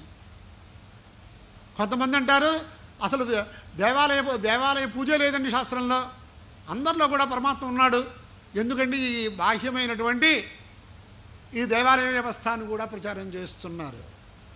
వాళ్ళు మళ్ళీ పురాణాలు కూడా అక్కర్లేదని చెబుతున్నారు. సరే బాగా ఉంది. ఇలా చెప్పేవాళ్ళు శంకరాచార్య స్వామి వారికి నమస్కారం చేసేటప్పుడు శృతి స్మృతి పురాణానాం ఆలయం కరుణాలయం చెప్తున్నారు. ఏమిటిది, ఈ పరిస్థితి ఏమిటి అని ఈ ప్రకారంగా లోకంలో ఉన్నటువంటి విషబీజాలు ఇవాళ వృక్షాలయ్యి ఒకళ్ళ మధ్య ఒకళ్ళకి ఐక్యత లేకుండా చేసేటటువంటి స్వభావం చేత అందుకోసం చాతుర్వర్ణ్య సంస్కృతి అనేది వేదంలో ప్రతిపాదింపబడింది, సార్వజనీనంగా ఆచరింపబడుతోంది. అంటేనండి సతి అనేవి కూడా మూర్ఖ ఆచారాలు ఉన్నాయి కదా, సతీ సహగమనం అని, ఇలాగా రాజస్థాన్లో సతి చేయిస్తారని ఇలాంటి మాటలు కొంతమంది మాట్లాడారు. మాట్లాడితే సతి చెయ్యమని లేదండి, అసలు ఐచ్ఛికం అన్నారు. వాళ్ళకి కావలసింది ఐచ్ఛికం, వెళ్తామంటే ఒక ఉపాయం. అప్పుడు కూడా చిన్నపిల్లలుగా ఉన్నవాడు ఎప్పుడు చేయకూడదని చెప్పారు. భర్త ఒకవేళ అర్ధాయుష్గా వెళ్ళిపోతే భార్యకి పిల్లలు ఉన్నా గర్భవతి ఉన్నా ఆవిడ సతి చేయకూడదని చెప్పారు. ఐచ్ఛికంగా పూర్తి ధైర్య స్థైర్యాలతో ఉన్న వాళ్ళకి చేసే ప్రక్రియలు ఇవాళకి కూడా 2-3 ఈ మధ్యకాలంలో పేపర్లు చదివే వాళ్ళకి తెలుస్తుంది. ఆయన వెళ్ళిపోయిన తక్షణం ఆ 4 రోజుల్లో 3 రోజుల్లో ముందు వీళ్ళు వెళ్ళిపోతున్నారు. జీవికాజీవి సంబంధం అది, దానికి బలాత్కారంగా దాంట్లో తొయ్యమని ఎక్కడ శాస్త్రంలో లేదు. అక్కడ చేస్తున్నారంటే ఏ పరిస్థితుల్లో చేస్తున్నారో దాన్ని తీసుకొచ్చి ఇక్కడ పెడితే అలాగా. ఇవాళ ఏ దేవాలయంలో పూజ చేసినా చాతుర్వర్ణ్య ప్రజలకి సర్వప్రాణులకు ఉపకారం జరగడానికి రోజు సంకల్పాలు ఉన్నాయి. చేత ఈ ప్రకారంగా చాతుర్వర్ణ్య సంస్కృతిని ఒప్పుకోవాలి. వేదం యొక్క గొప్పతనం ఇంతవరకు మీకు నాకు తెలుసున్నంతలో కొంతవరకు చెప్పాను. చేత అది కూడా మనం ఒప్పుకుంటే ఇటువంటి వేదానికి లక్షణ ప్రమాణాభ్యాం వస్తు సిద్ధి అన్నప్పుడు దీనికి లక్షణం ఏమిటి, ప్రమాణం ఏమిటి? ఇదేనా హైకోర్టు జడ్జిమెంట్ వచ్చింది అంటే సుప్రీంకోర్టులో కూడా వెళ్ళొచ్చుగా వాడు. సుప్రీంకోర్టులో సింగిల్ జడ్జి చెప్పాడు అంటే సుప్రీంకోర్టు ఫుల్ బెంచ్కి వెళ్ళొచ్చుగా వాడు అప్పీల్కి. సుప్రీంకోర్టు ఫుల్ బెంచ్ ఆర్డర్ వేస్తే ఇంకా దాని మీద అప్పీల్కి లేదు, పెడితే రాష్ట్రపతి క్షమాభిక్ష పెట్టాలి. ఇది లోకంలో ఉంది కదా. అందుచేత ప్రమాణం ఏమిటి అనే దానికి సుప్రీంకోర్టు ఫుల్ బెంచ్ ప్రమాణంగా అపౌరుషయత్వమే ఇక్కడ ప్రమాణం. ఎక్కడి నుంచి వస్తుంది? అనాధి నిధన నిత్య భాగుత్సృష్టా స్వయంభువా లేభిరే తపసా పూర్వం అనుజ్ఞాత స్వయంభువా. ఆ పరమాత్మ చోదన వల్ల మహర్షులు మొట్టమొదట ఆ హిరణ్యగర్భ అవ్యక్త పరబ్రహ్మతత్వం నుంచి వ్యక్త హిరణ్యగర్భ ప్రజాపతికి ఒక రూపమైనటువంటి ఈ ప్రాణులందరూ కర్మఫలాన్ని వాళ్ళు ఎవరి కర్మఫలాన్ని వాళ్ళు అనుభవించాలి. కాబట్టి ఈ సృష్టి చేయమన్నప్పుడు యో బ్రహ్మాణం విదధాతి పూర్వం యో వై వేదాంశ్చ ప్రహిణోతి తస్మై. ఆయన సృష్టి యో వై హిరణ్యగర్భ ప్రజాపతికి వేదములు ఇచ్చి వేదముల్ని ద్వారానే ఈ సృష్టి ప్రక్రియ చేయించారు. భాగవతంలో కూడా బ్రహ్మసూత్ర భాష్యంలో కూడా భాగవతంలో కూడా వేదాల వల్లే సర్వజగత్తు నిర్మించారు. అందుచేతే విద్యారణ్య భాష్యంలో కూడా యస్య నిశ్వసితం వేదాః యో వేదేభ్యః అఖిలం జగత్ నిర్మమే. ఈ జగత్తు అండపిండ బ్రహ్మాండం మనకు కనిపిస్తోంది అంటే ఇది దేని వల్ల ఉద్భవించింది? వేదాల వల్లే ఉద్భవించింది. వేదమనే జ్యోతి లేకపోతే జగదాంధ్య ప్రసక్తి. ఇలాంటివన్నీ మనకి నిర్ణయం చేశారు. మనం తెలుసుకోవలసింది వేదం యొక్క గొప్పతనం, వేదమునకు అపౌరుషేయత్వం. వాళ్ళు ఎలా పొందారు ఈ వేదాలు అంటే ఈ లోక సృష్టి కోసం ఆ స్వయంభువా అనుజ్ఞాతాః వాళ్ళందరూ పొందారు. ప్రత్యక్షేణ అనుమిత్యావా యస్తూపాయో నబుధ్యతే ఏదం వేదంతి వేదేన తస్మాద్వేదస్య వేదత. లోకంలో మీకందరికీ తెలుసున్నటువంటి విషయాలు చెబితే మాకే తెలుసండి వేదం దాకా వెళ్ళటం ఎందుకంటే అని చెప్తారు అందరూ. ప్రత్యక్ష ప్రమాణం చేతన కానీ అనుమాన ప్రమాణం చేతన కానీ తెలిసే విషయాన్ని తెలుసుకోవటానికి వేదాల అధ్యయనం చేయాలా, వేదశాస్త్రాల దగ్గరికి వెళ్ళాలా, వేద భాష్యాలు చూడాలా, మనకే తెలిసిపోతుందిగా అని చెప్పి విద్యారణ్య స్వామి వారు మంచి ప్రతిజ్ఞావాక్యాన్ని చూపించారు. ఇష్టప్రాప్త్యనిష్ట పరిహారయో అలౌకికం ఉపాయం యో గ్రంథో వేదయతి స వేద. అలౌకికం ఉపాయం యో గ్రంథో వేదయతి. ఇష్టప్రాప్తికి అనిష్ట పరిహారానికి లోకంలో దొరకనటువంటి ఉపాయాన్ని ఎవరు చెబుతారో అది వేదం అని తెలుసుకో. ఇది ఆయన ప్రతిజ్ఞావాక్యం. అలాగే లక్షణ వాక్యం అంటే లక్షణం అనే దానికి ఎలా ఉండాలి అంటే తర్కశాస్త్ర ప్రకారం అతివ్యాప్తి, అవ్యాప్తి, అసంభవములు అనేవి లేకుండా అసాధారణ లక్షణం ఉండాలి. దీనికి శాస్త్ర మర్యాద చేతను ఎలా చెప్తారంటే అతివ్యాప్తి ఏమిటి, అవ్యాప్తి ఏమిటి, ఇవన్నీ మాకు శాస్త్రపాఠం చెప్పడానికి ఏదో మంచి మాటలు చెబుతారు అనుకుని మేము వస్తుంటే ఇవన్నీ మాకు పాఠం చెబుతున్నారు, మాకు ఎందుకండి బాబు. అందరికీ ఎలా ఉంది అంటే అరటిపండు ఒలుచుకుని తినాలంటే బద్ధకం, ద్రాక్ష పండు అవుతూ ఒలుచుకోకుండా తినేయచ్చు. ఇవాళ లోక వ్యవహారం అలా ఉంటుందన్నమాట. అంటే మనకి అసాధారణంగా మన శాస్త్రంలో ఏ ఏ విషయాలు ఏ ప్రకారంగా చెప్పారో తెలుసుకోవడానికి నేను చెప్తున్నా. గోవుకి లక్షణం చెప్పాలి, పిల్లవాడికి గోవు గురించి చెప్పాలి. అక్కడ అనేక పశువులు ఉన్నాయి, వాడికి ఏమీ తెలియదు, ఆవో తెలియదు, గేదో తెలియదు, మేకో తెలియదు, ఇంకోటి తెలియదు. మరి వాడు దాన్నే తీసుకురావాలి అని అనుకుంటే దాన్నే వాడు తెలుసుకోవాలి అంటే వాడికి ఏం చెప్పాలి? వీడు చెప్పినటువంటి అసాధారణ లక్షణం ఆ పశువుల మందలో ఇంకో పశువుకి ఉండకూడదు. అతివ్యాప్తి అన్నదానికి చతుష్పాద 4 పాదాలు కలిగినటువంటివి గోవు అని చెప్పాడు. 4 పాదాలుగా గోవులు అనేకం కనిపించేసేవాడికి కుదరలేదు. అవ్యాప్తి నీలా గోవు అన్నాడు, నల్లగా ఉంది కపిలి గోవు అన్నాడు, తెల్ల గోవులు కనిపించేస్తున్నాయి, అది కుదరలేదు. అసంభవం గోహో ఏకశఫవత్వం, ఒకే గిట్ట ఉంటుంది కొన్నిట్లకి, అలాంటి లక్షణం కూడా ఇక్కడ కనిపించలేదు. మరి ఎలా తెలుసుకోవాలండి? శాస్త్రాదిమత్వం, గంగడోలు ఏది ఉంటే అది గోవు అని చెప్పారు. అంటే ఇవాళ జెర్సీ ఆవులు అలాంటివన్నీ కూడా మనం సంకర జాతులు తెచ్చేసుకుని ఆ గోకండూజనేన మహత్పుణ్యం భవతి, గోవుని దర్శనం చేసి అది గంగడోలు నిమిరితే కూడా పుణ్యం వస్తుందిట ఋషులు చెప్పారు. గోకండూజనేన మహత్పుణ్యం భవతి హస్తేన చాకారణాత్. గోవులు సరదాగా దాని మీద చేతులు వేయకూడదుట. గోవులు బ్రాహ్మణులు 2 కూర్చుంటే, తండ్రి కొడుకులు కూర్చుంటే ఒకళ్ళ మీద ఒకళ్ళు ముట్టుకోకుండానే ఉండాలట. అకారణాత్, ఏదైనా నమస్కారం చేయమని పాద నమస్కారం చేయమంటే చేయడం తప్ప ఉత్తప్పుడు ఇంట్లో ఉన్నాం, ఇప్పుడు ఆధునిక పద్ధతి ప్రకారం ఎప్పుడు ఒకళ్ళు కూర్చోమని చెప్పలేదు శాస్త్రం. ఆపస్తముడు నిషేధం చేశాడు. హస్తేన చ అకారణాత్, కారణాత్ భవతు. అంచేత అలాంటి లక్షణాలు ఏమీ లేకుండా అతివ్యాప్తి అవ్యాప్తి అసంభవాలు లేకుండా అసాధారణ లక్షణం ఏమిటి అంటే ఇష్టప్రాప్తి అనిష్ట పరిహారయో అలౌకికం ఉపాయం యో గ్రంథో వేదయతి స వేద.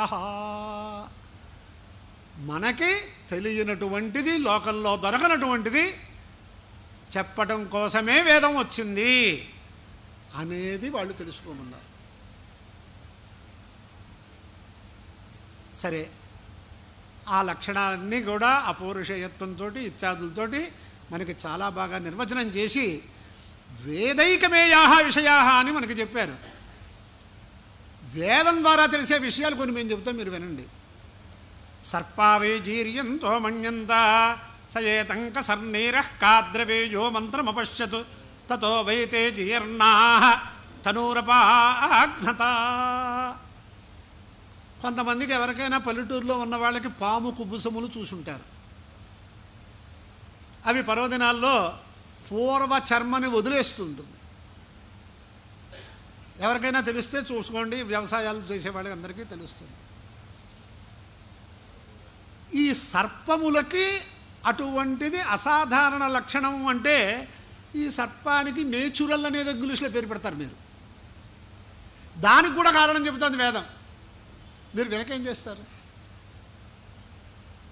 సర్పావై అంటే సర్పములను అభిమానించే దేవతలు కొంతమంది ఉన్నారు.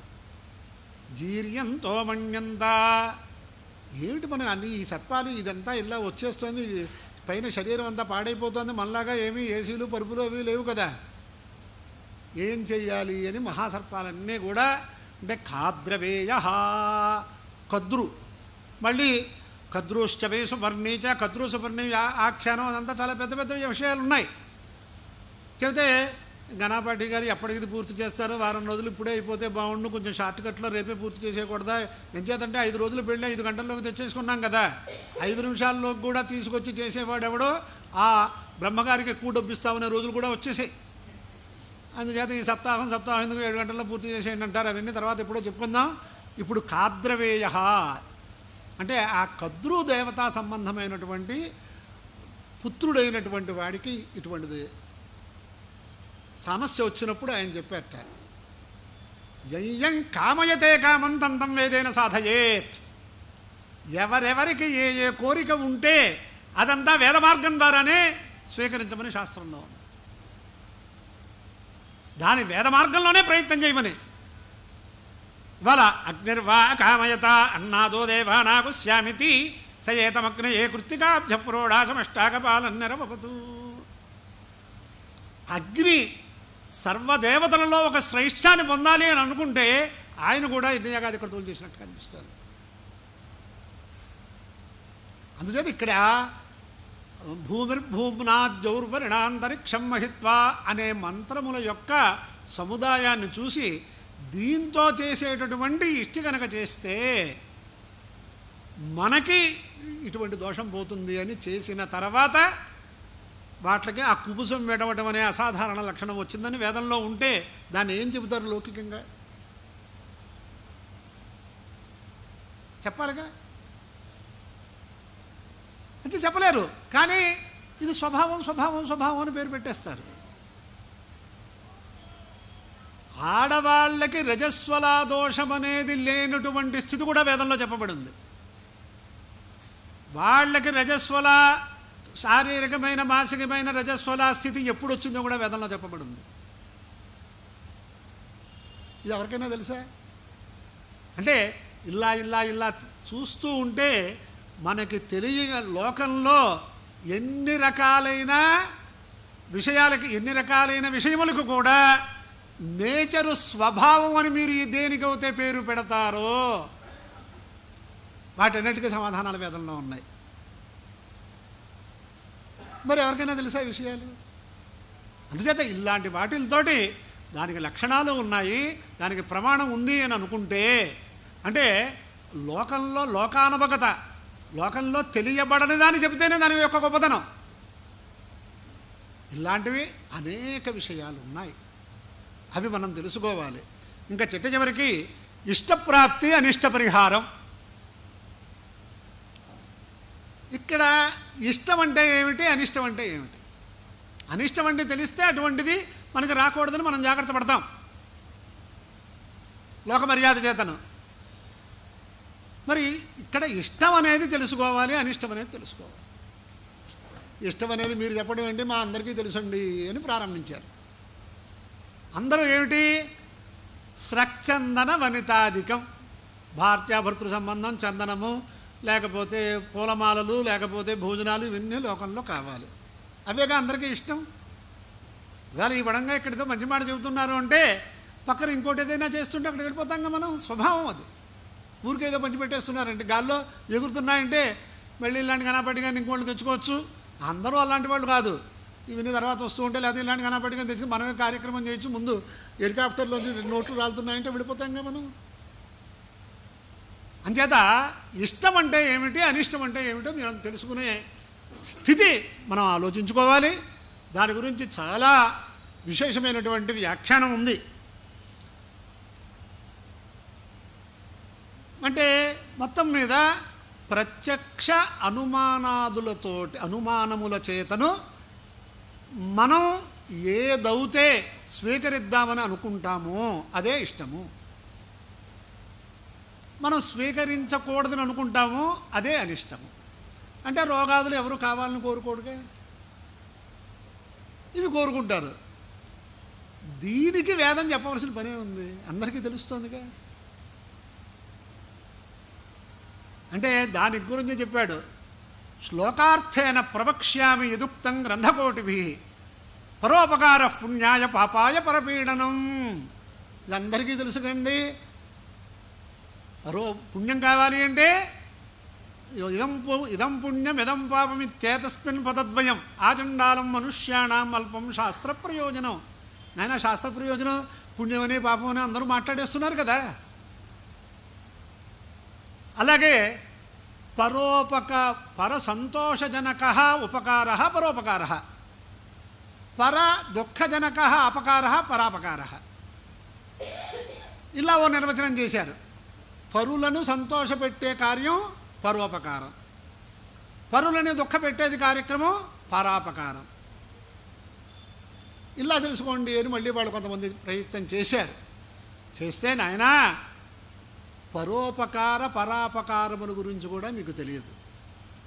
ఇవాళ వ్యసనపరుడై ఉన్నాడు కొంతమంది, మాదక ద్రవ్యాలకి వాళ్ళకి వ్యసనపరుడై ఉన్నాడు.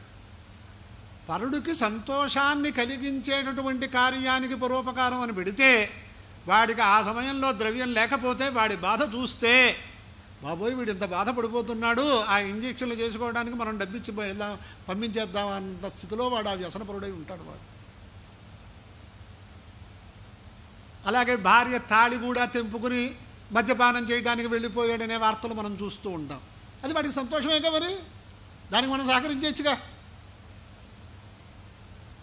అలాగే పరుడికి దుఃఖాన్ని కలిగిస్తుంది కదా అని అనుకున్నట్లయితే ఇంజెక్షన్ చేశాడు వైద్యుడు, ఆపరేషన్ చేశాడు, మరి అది పరుడికి తత్కాలంలో దుఃఖజనకమేగా, మరి అది కూడా పరోపకారం అయిపోవాలిగా. ఇలాంటివన్నీ కూడా చెప్పుకొచ్చి అసలు మీకు తెలుసుకుందామని అనుకుంటే మీకు చెబుతాం. మీ దృష్టిలతోటి మీరు చెబితే శాస్త్ర దృష్టితో చూడాలి ఏ విషయమైనా. ఇవాళ శాస్త్ర దృష్టి అనేది ఎలా ఉంటుంది అంటే, కొంతమందికి బహుసంతానం ఉంటుంది, అనేక మంది అన్నదమ్ములు ఉంటారు, పుత్రులు అనేక మంది ఉంటారు. దాంట్లో వ్యవహార కాలంలో వాళ్ళు చెప్పేది ఏమిటి, మా అన్నయ్యలు ఎవరూ చూడలేదండి, నేనే చిట్ట చివరి దాకా మా నాన్నగారిని చూశాను, అందుచేత నేనే అంత్యక్రియలు చేస్తాను అని వాడు ప్రారంభించాడు. అప్పుడు రాలేదు కదా అని శాస్త్రం దాన్ని అంగీకరించలేదు. మరి చూడలేదు కదా అండి, చూడలేకపోవడం అనేది వ్యవహారం వేరు. వాడు జ్యేష్ఠ పుత్రుడిగా ఉద్భవించాడు కాబట్టి వాడి ద్వారానే జరగాలి. అంటే అయ్యో అసలు వాడు వంగి వాళ్ళు తొంగి చూడలేదండి, వీళ్ళకి ఏ ఇబ్బంది వచ్చినా వాడు చూడలేదు, వాడు అలా స్వేచ్ఛగా ఉన్నాడు వాళ్ళ కుటుంబంతోనే మాటలు ఇక్కడ శాస్త్రం దగ్గర రావు. అంచేత మనకి తెలియంది మనం తెలుసుకోవాలి. ఇప్పుడు మనకి తెలియంది ఏమిటి అన్నట్లయితే, స్వర్గం జ్యోతిష్టోమేన స్వర్గకామో యజేత, దరుష పౌర్ణమాసాభ్యాం స్వర్గకామో యజేత. స్వర్గకాముడు ఈ యజ్ఞం చేయమని చెప్పారు. స్వర్గం అంటే ఏమిటో ఎవరికైనా తెలుసా? కోహి తద్వేదయజ్జముష్మిన్ లోకేస్తివ అనవేతి దిక్ష్వతి కాశాన్ కరోతి. అముష్మిన్ లోకంలో ఈ స్వర్గఫలం ఉందా లేదా ఎవడైనా చూసొచ్చి చెప్పాడా అనే విషయంతో మనం ఆలోచన చేస్తే మనకి తెలియనటువంటి ఇష్ట సాధనం వేదం చెప్పిందని ఒప్పుకోవాలి. మనం అనిష్టములుగా భావన చేసేటటువంటివి ఏవైనా కనుక ఉన్నట్లయితే అవన్నీ కూడా తత్కాలంలో కష్టంగా కనిపించినా భవిష్యత్ కాలంలో సుఖదాయకములు అవుతాయన్నట్లుగా తత్కాలంలో సుఖంగా కనిపించినా భవిష్యత్ కాలంలో అనిష్టాలు పొందుతారు. ఒక చోట విద్యారణ్య స్వామి వారు అంటారు, అత్యంత కాముకస్యాపి మాతరి శక్తి కుంఠతి అన్నారు ఆయన. వాడు అందరినీ చర్చేద్దామనే దృష్టిలో ఉన్నప్పటికీ కూడా తల్లి దగ్గర వాడు ప్రయత్నాలు కొంచెం మనం చేస్తున్న పని తప్ప అనే సంస్కారం వస్తుంది వాడికి. అలాగా తత్కాలంలో ఈ దేహేంద్రియములను తృప్తిపరచడానికి తప్పుడు పనులు చేసినా, తత్కాలంలో వాడు ఆనందంగా ఉన్నట్లు ఉన్నా, భవిష్యత్తులో వీడికి ఏది అనిష్టమో ఆ అనిష్టం చెప్పడానికి వేదం వచ్చింది. అంటే ఏమైంది? ఇష్టము తెలియదు, అనిష్టము తెలియదు. ఇష్టాన్ని సంపాదించాలి అంటే ఏ మార్గం ద్వారా వెళ్ళాలో తెలియదు, అనిష్టాన్ని పొందకూడదు అంటే ఏది త్యజించాలో కూడా తెలియదు. విధిభ్యశ్చ విధేయానాం ధర్మత్వేన చ నిర్ణయ. మీమాంసా శ్లోకవార్తికంలో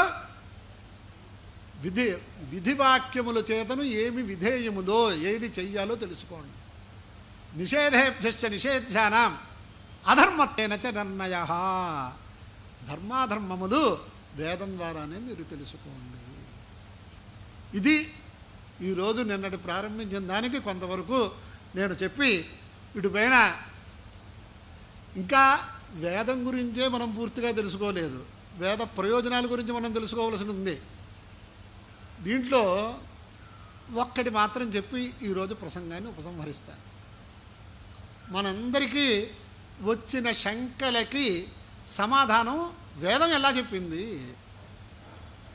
ధాన్యమసిధినికి దేవా నిత్యాః ఏతస్య యజుషో వీర్యేణ యావదేకా దేవతా కామయతే యావదేకా తావదాహుతిః ప్రథతే నహి తదస్తి యత్తావదేవ స్యాత్. ఎంత విచికిత్సారూపంగా చర్చ రూపంగా ఒక సిద్ధాంతాన్ని ఇక్కడ చేశారో తెలుసుకుంటే, ఆ వేదమాతకి సర్వులు కూడా జీవితాంతం ఊడిగం చేస్తారు. ఇక్కడ అటువంటి శంకలు వేదమాత అక్కడ పెట్టి సమాధానం చెప్పింది. ఏమని చెప్పింది?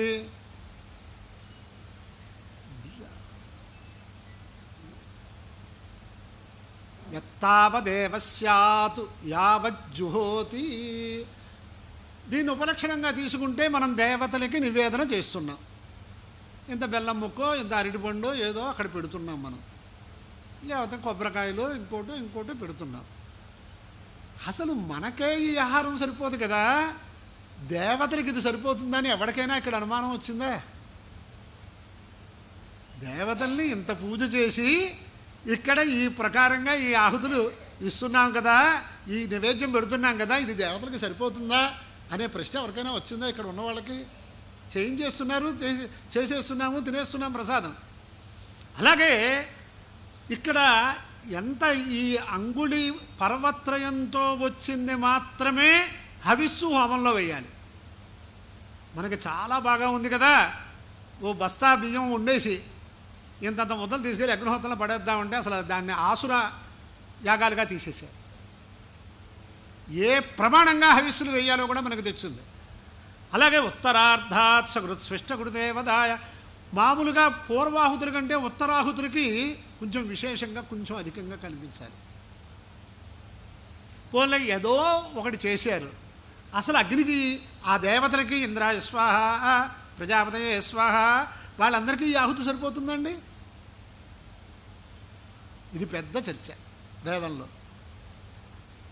సరే, అసలు ఈ పదార్థాలు అనవసరంగా పాడైపోతున్నాయనే మాటలన్నీ తర్వాత అన్నీ ఉన్నాయి, నిన్న కూడా కొన్ని చెప్పుకున్నాం మనం. మరి ఇప్పుడు సమాధానం ఎలా తీసుకోవాలి? యత్తావదేవ స్యాత్ యావజ్జుహోతి. ఎంత మీరు దేవతా నివేదన చేస్తున్నారో అంతే ఆ పరమాత్మకి వెళ్తోంది అని చర్చ చేశారు. అంటే మీరు ఎక్కువగా పెట్టేసేయండి, అయినా మీరు ఇలాంటి ప్రచారం చేయొద్దు. ధాన్యమసిధినికి దేవా నిత్యాః. అక్కడ పురోడాశాన్ని ఉద్దేశించి ధాన్యమసి అన్నాడు.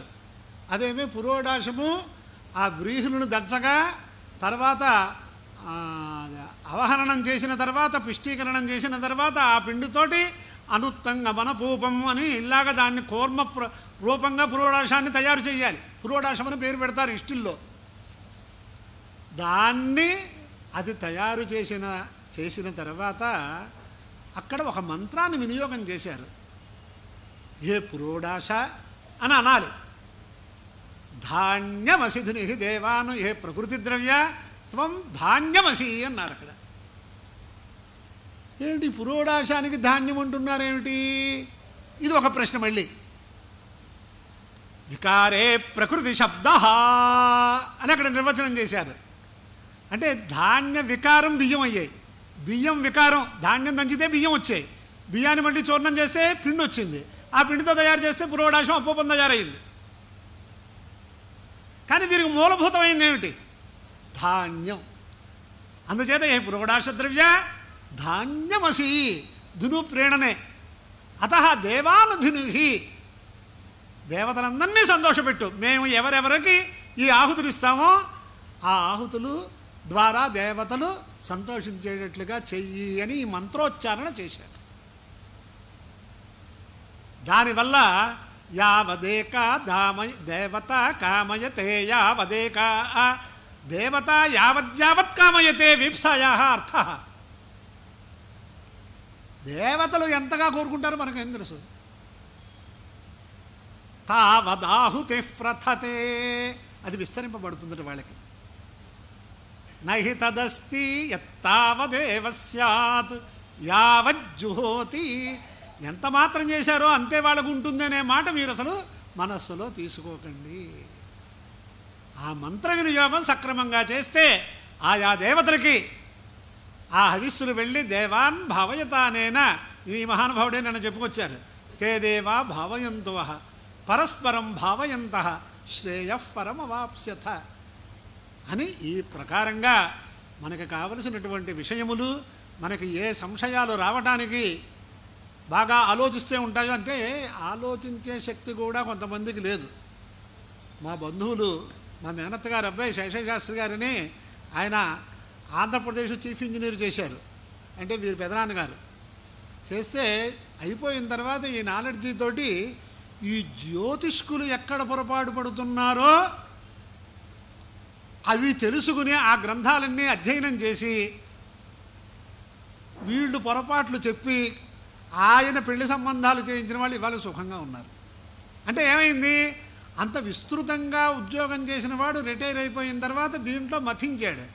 కానీ మన బుద్ధిని, మన కాలాన్ని పూర్తిగా స్వీకరించడానికి ఇవాళ అనేక రకాలైనటువంటి కంప్యూటర్ మాధ్యమాలు, సెల్ ఫోన్లు వచ్చాయి కాబట్టి మనం ఆలోచించట్లేదు. కానీ నిజంగా మనం చేసినటువంటి పనిని గురించి ఆలోచించాలి అంటే ఈ ప్రకారంగా మనం విషయాలు తెలుసుకుంటే, తద్వారా దీంట్లో ఎక్కడా కూడా న్యూనాతిరిక్తములు లేవు, వేదం చెప్పినట్లే ఇదంతా ఉంది అని విశ్వాసంలోకి తీసుకుంటే మనకి సంపూర్ణ ఫలం వస్తుంది అనే మాటను ఇవాళ ప్రసంగంలో అందరికీ పెద్దలకి మనవి చేస్తూ, చిట్ట చివరికి సోమవారం కాబట్టి శివుణ్ణి గురించి ఏదైనా ఒక చిన్న మాట మనం తెలుసుకుంటే బాగా ఉంటుంది అని అనిపించింది. దానికి ఒక మహాపురాణంలో శివ అనే శబ్దం ఉంది. అంటే ఏమిటండి? షకారము, ఇకారము, వకారము. ఈ షం అనే దానికి నిత్యానంద సుఖాన్ని చెప్పుకొచ్చారు. షం అని పెట్టారు అక్కడ మంటం. షం నిత్యం ఆనందం సుఖం. ఇకార పురుష స్మృత, పరమపురుషోత్తముడికి ఇకారం అని పేరు పెట్టారు అక్కడ. వకార శక్తిరుచ్యుచ్యతే, అమృతం మేళనం అని మనకు పెట్టారు అక్కడ. చూడండి, షం ఈ వా అని 3 అక్షరాలు. ఈ షమ్ములో ఆ 0 తీసుకెళ్ళి పక్కన పెట్టండి అమృత బీజంగా మేళనం చేయటానికి. అంటే ఏమైంది? షకారము, ఇకారము అంటే షీ అయింది. ఈ వకారం శక్తి, ఈ శివ, ఇది మేళనం చేస్తే శివశబ్దం వచ్చింది అని మనకు చెప్పారు. అటువంటి శివనామ్ని విభావితే అంతరంగే మహతి జ్యోతిషి మానినీమయార్థే దురితాన్యపయాంతి దూరదూరం ముహురాయాంతి మహాంతి మంగళాని. ఆయన చతుర్భి సహశిష్యైస్తు శంకర అవతరిష్యతి అనే వచనాలు ఉన్నాయి. 4 శిష్యులతోటి శంకరుడు, ఆ శంకరుడు కైలాసవాసి శంకరుడు శంకర భగవత్పాదుల వారుగా ఆవిర్భవించి ధర్మ సంస్థాపన చేస్తాడు అని మనకు వాక్యాలు ఉన్నాయి. కాబట్టి ఆ శివుడు, ఆ నామము, ఆ స్వరూపము మనం మనస్సులో భావన చేసిన శివనామ్ని విభావితే అంతరంగే, ఆంతర్యంలో శుద్ధంగా ఉంటే, ఆంతర్యంలో ఆలోచించడానికి ఖాళీగా ఉంటే ఇవన్నీ మనకు తెలుస్తాయి. అందుచేత ఎటువంటి స్వరూపంగా ఆయన్ని ధ్యానం చెయ్యాలి? మానినీమయార్థే, అర్థనారీశ్వర స్వరూపంగా శివశక్త్యాయుక్త. ఇవాళ ఈ పడంగా మనకి వినడానికి ఓపిక ఉంటే మన సుబ్రహ్మణ్య శాస్త్రి గారికి చెబితే ఈ విషయాలు అనర్గళంగా చెప్పగలరు. ఆయన దగ్గర అంత వార్ధక్యం వచ్చేటప్పటికి కొంతమందికి విస్మృతి కలుగుతుంది, కానీ ఆయన కలగల. ఏ వాక్యం అయినా సరే ఆయన బాగా అందుకుంటున్నారనమాట. అది నాకు చాలా సంతోషంగా ఉంది. ఒక ఉప్పులూరు గణపతి శాస్త్రి గారికి 100 ఏళ్ళు వచ్చినా ఆయనకు విస్మృతి లేదు ఆయన. అందుచేత మానినీమయార్థే. ఇంకొకటి మహజ్యోతి స్వరూపం అని నిర్ణయం చేశారు. మనందరినీ ఇంతమందిని ప్రకాశింపజేయాలంటే ఇన్ని రేట్లు కావాలి. సర్వజగత్తుల్ని ఆయన ప్రకాశింపజేస్తున్నాడు అంటే ఆయన జ్యోతిస్వరూపం చూసుకోండి మీరు. తస్య భాష సర్వమిదం విభాతి అంటుంది శ్వేతాశ్వతరోపనిషత్తు. అందుచేత అటువంటి స్వరూపంగా మనస్సులో ఆ శివనామని మనం ధ్యానం చేసినట్లయితే, స్మరించినట్లయితే మనకు వచ్చేటటువంటి ఫలములేమిటి? మమోపాత్త దురితక్షయ ద్వారా శ్రీ పరమేశ్వర ప్రీత్యర్థం. దురితాన్యపయాంతి దూరదూరం ముహురాయాంతి మహాంతి మంగళాని.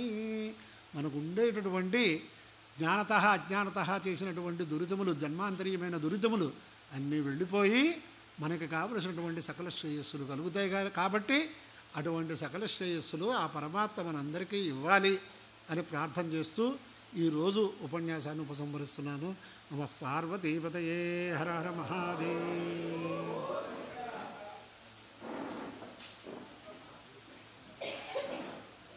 ఇది 2వ రోజు కార్యక్రమం పూర్తయింది. రేపు సాయంత్రం 6:45 3వ రోజు కార్యక్రమం ఇలా శనివారం వరకు జరుగుతాయి. అందరూ 6:30కే వచ్చి మా కార్యక్రమం 6:45కి ప్రారంభమయ్యేటట్టుగా సహకరించవలసిందిగా కోరుతున్నాం. వచ్చిన వారు అందరూ కూడా బయట ప్రసాదం ఇస్తున్నారు, తీసుకుని వెళ్ళవలసిందిగా కోరుతున్నాం.